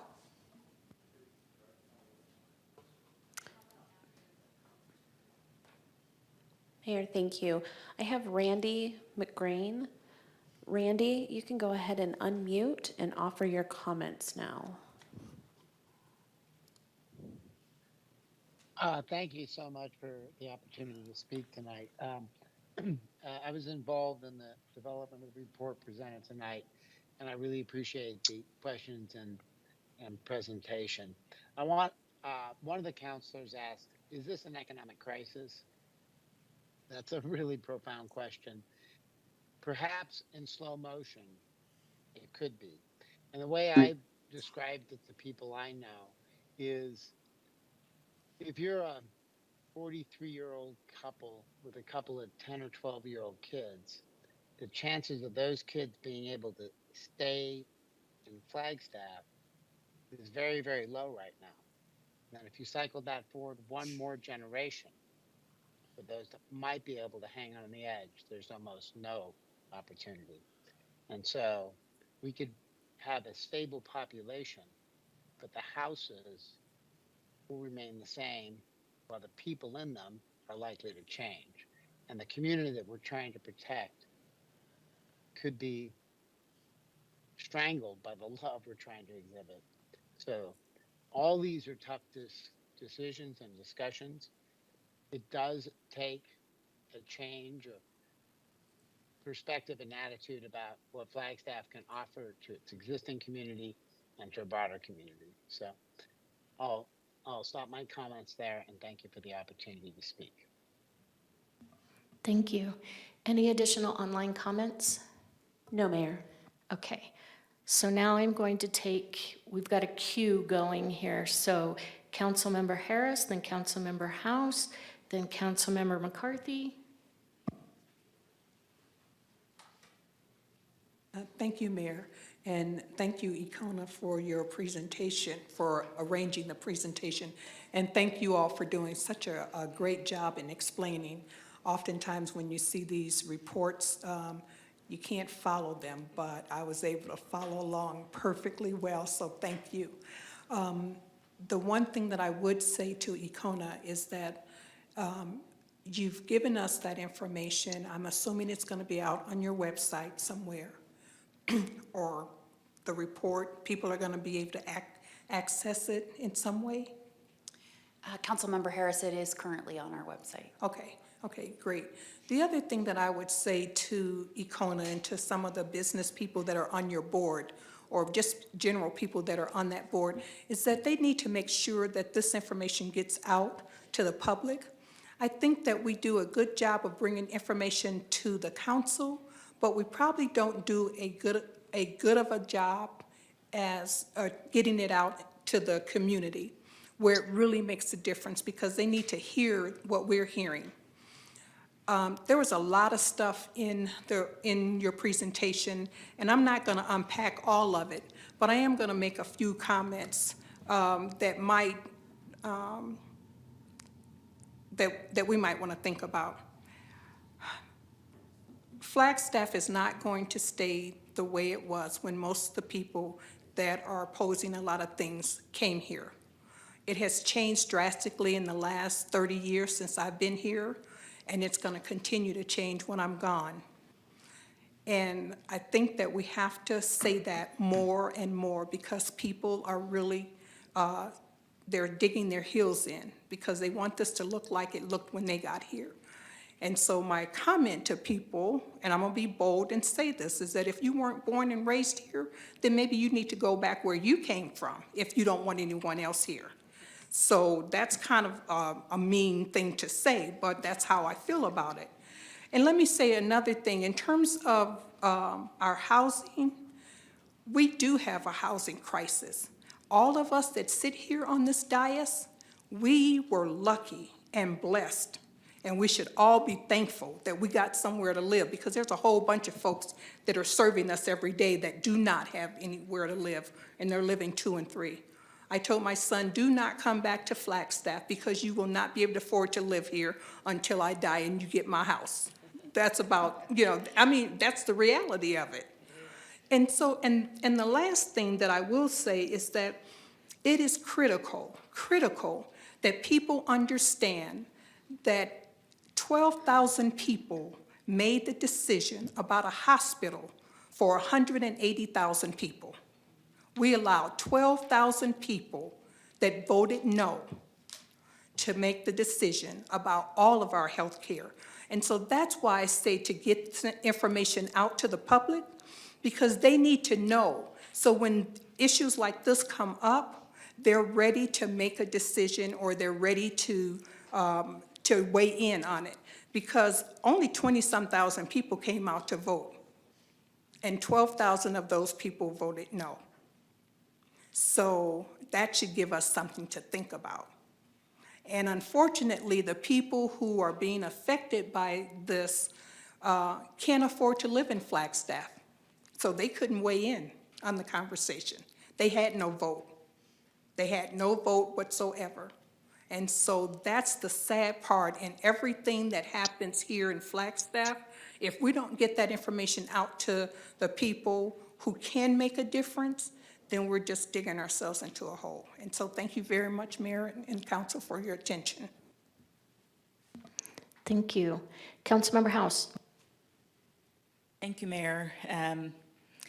I'm a themer when it comes to these meetings. We have dreamers and we have themers, and I am definitely well, I think I'm both, but I'm definitely a themer.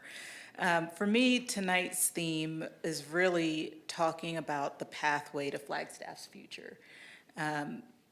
This presentation was I think, an important conversation about the economic growth and the future of a number of different things for our community. And in the conversations that we had earlier, whether it was public comment or, well, really, that's the only two conversations that we had tonight were the public comment, the city manager's report on the different workings of the city, and this presentation on this roadmap. But to me, it's such an important conversation that we're having in all of this, to understand that we are making decisions today that are going to impact the future of Flagstaff for years and generations down the line. I honestly wasn't expecting this conversation to focus so much on what happened with the hospital, but I did want to make the point of saying that I think we're never going to be at the point of agreeing with what happened in that situation. But I think that the question that we're really facing now isn't so much what happened, but what happens now. How do we ensure that we have good health care for Flagstaff and for Northern Arizona? How do we partner that with the needs that we're facing for housing and sustainability and all of the other interests that are often called competing in our community, but really have to work together to make things move for our community? One of the speakers earlier said that housing is the bottleneck for economic progress for our community. Healthcare is certainly the bandage that we need to start repairing some of those things and ensuring that people have the levels of care that they need to actually enjoy our community.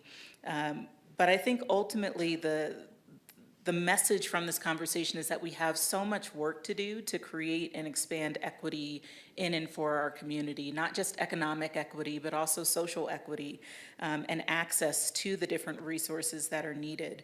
So I just want to thank you and the presenters for reminding us of the bold action that's needed to move those things forward.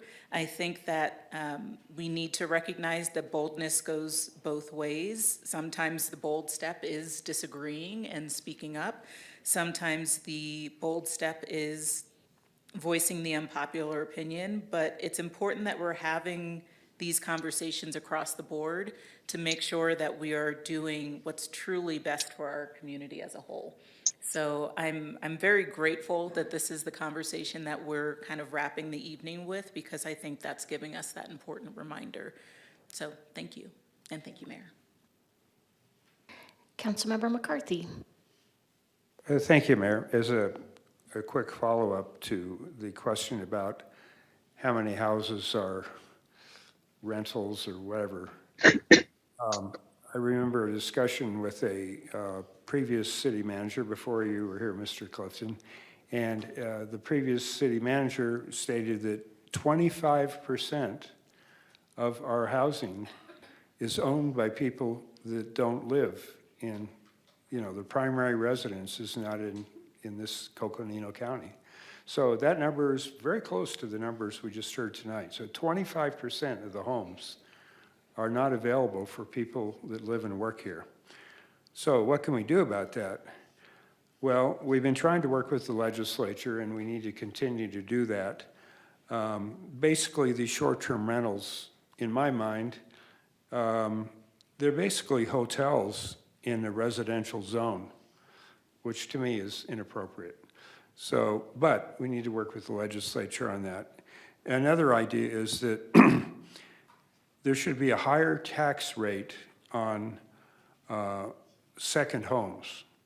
So a person, their primary home, fine, give them the lowest tax rate possible, but they should pay more if it's a secondary home.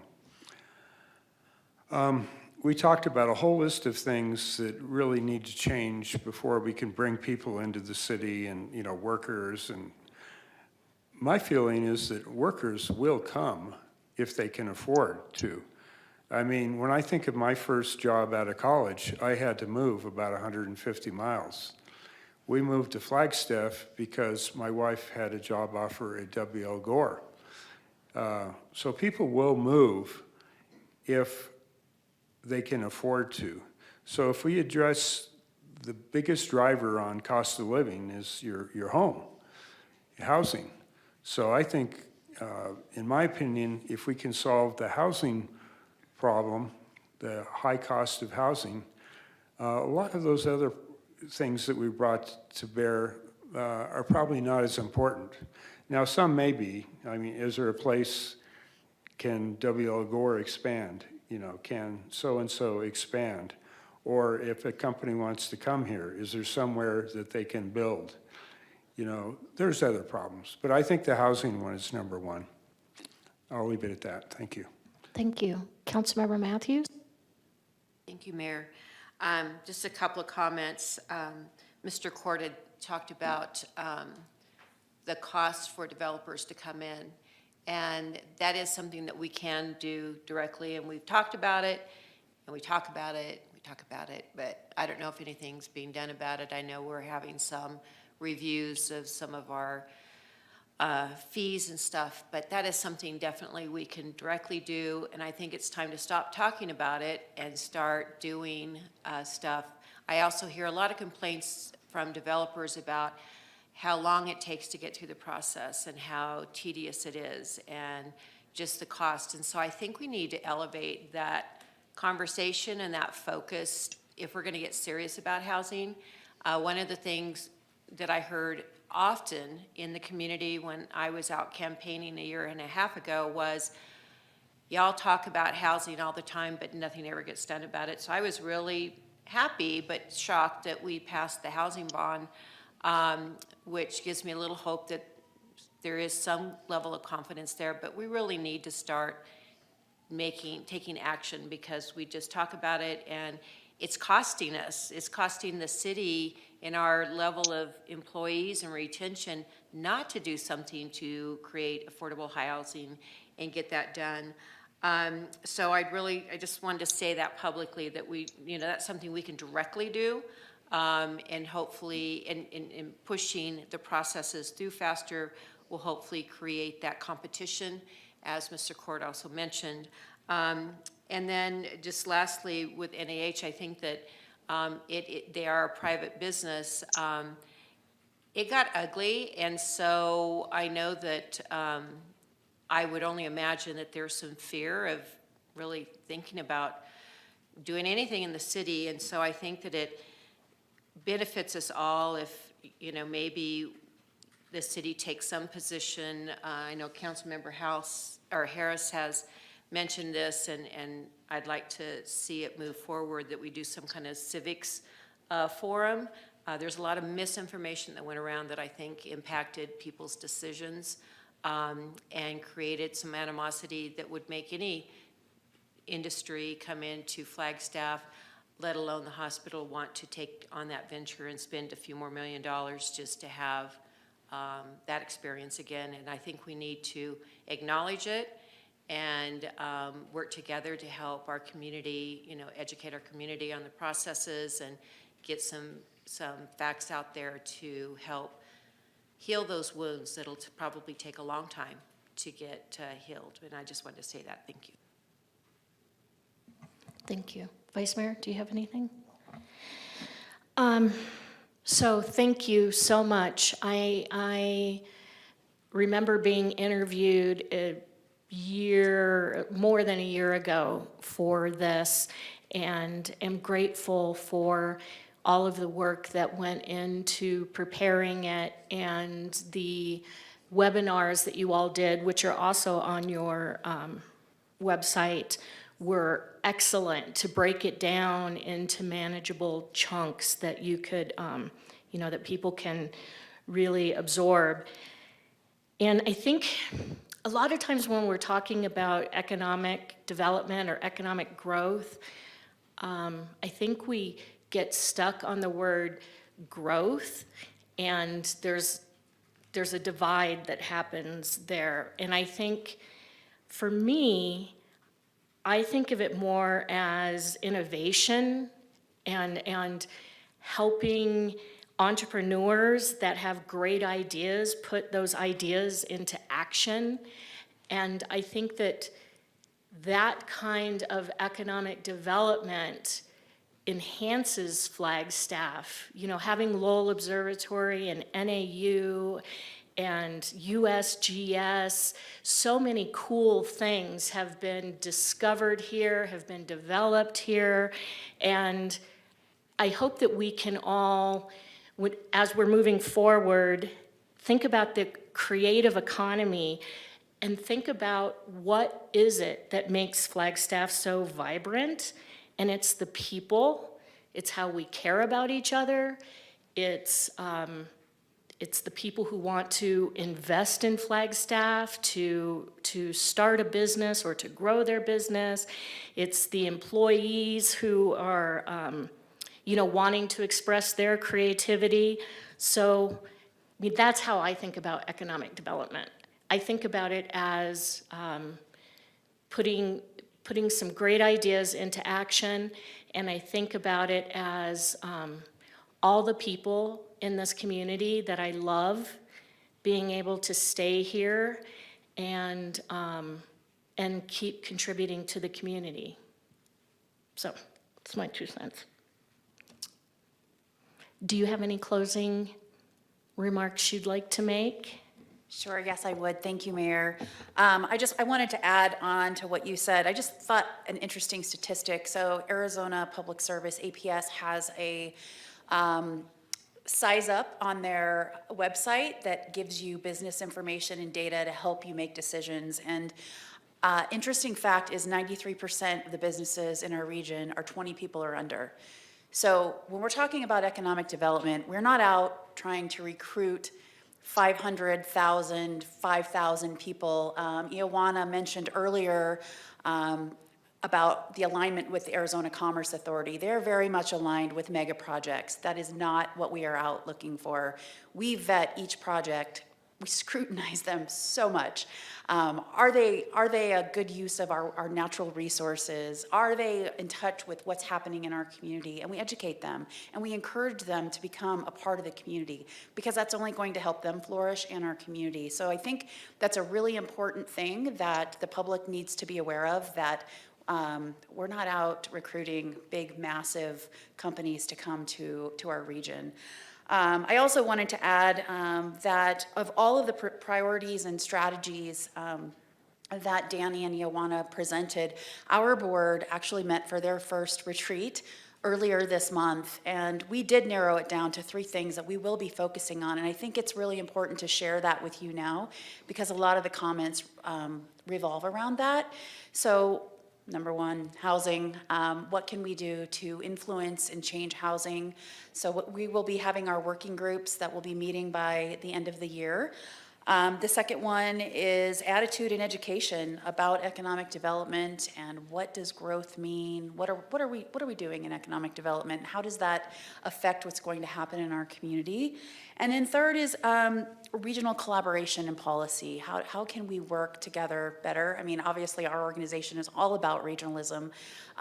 That's how I feel personally that we get better outcomes. So I want you to know we appreciate the investment in Icona. We appreciate the investment to all of our partners in this plan. We haven't had it. It will not be sitting on a shelf. Like I said, we met earlier this month.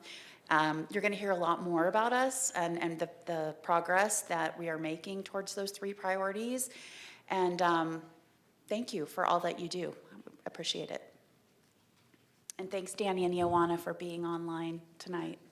Yes, thank you both, and thanks to board members, thanks to everyone who shared information and perspectives with us, and thank you, Gail. Thank you. All right, we have our next round of public participation. I don't see any public participation. Okay, informational items 2 from Mayor, Council, and City Manager, and future agenda item requests. Let's start with Councilmember House. Nothing for me tonight. Thank you, Mayor. Councilmember Sweet. Thank you, Mayor. We have already talked about a lot of events this weekend, but I also want to highlight it's Art Walk Friday. So please come downtown and support local. Thanks. Councilmember McCarthy. Nothing tonight, thank you. Vice Mayor. Councilmember Harris. Councilmember Matthews. Nothing, at this time, thank you. I just want to remind everyone that it is Giving Tuesday, and one of our favorites, Tinkertopia, has a matching gift, and they're hoping to raise $7,000 today. So when you get home, get online and make some donations. City Manager. Nothing from me, thank you, Mayor. All right, thanks everyone. We are adjourned.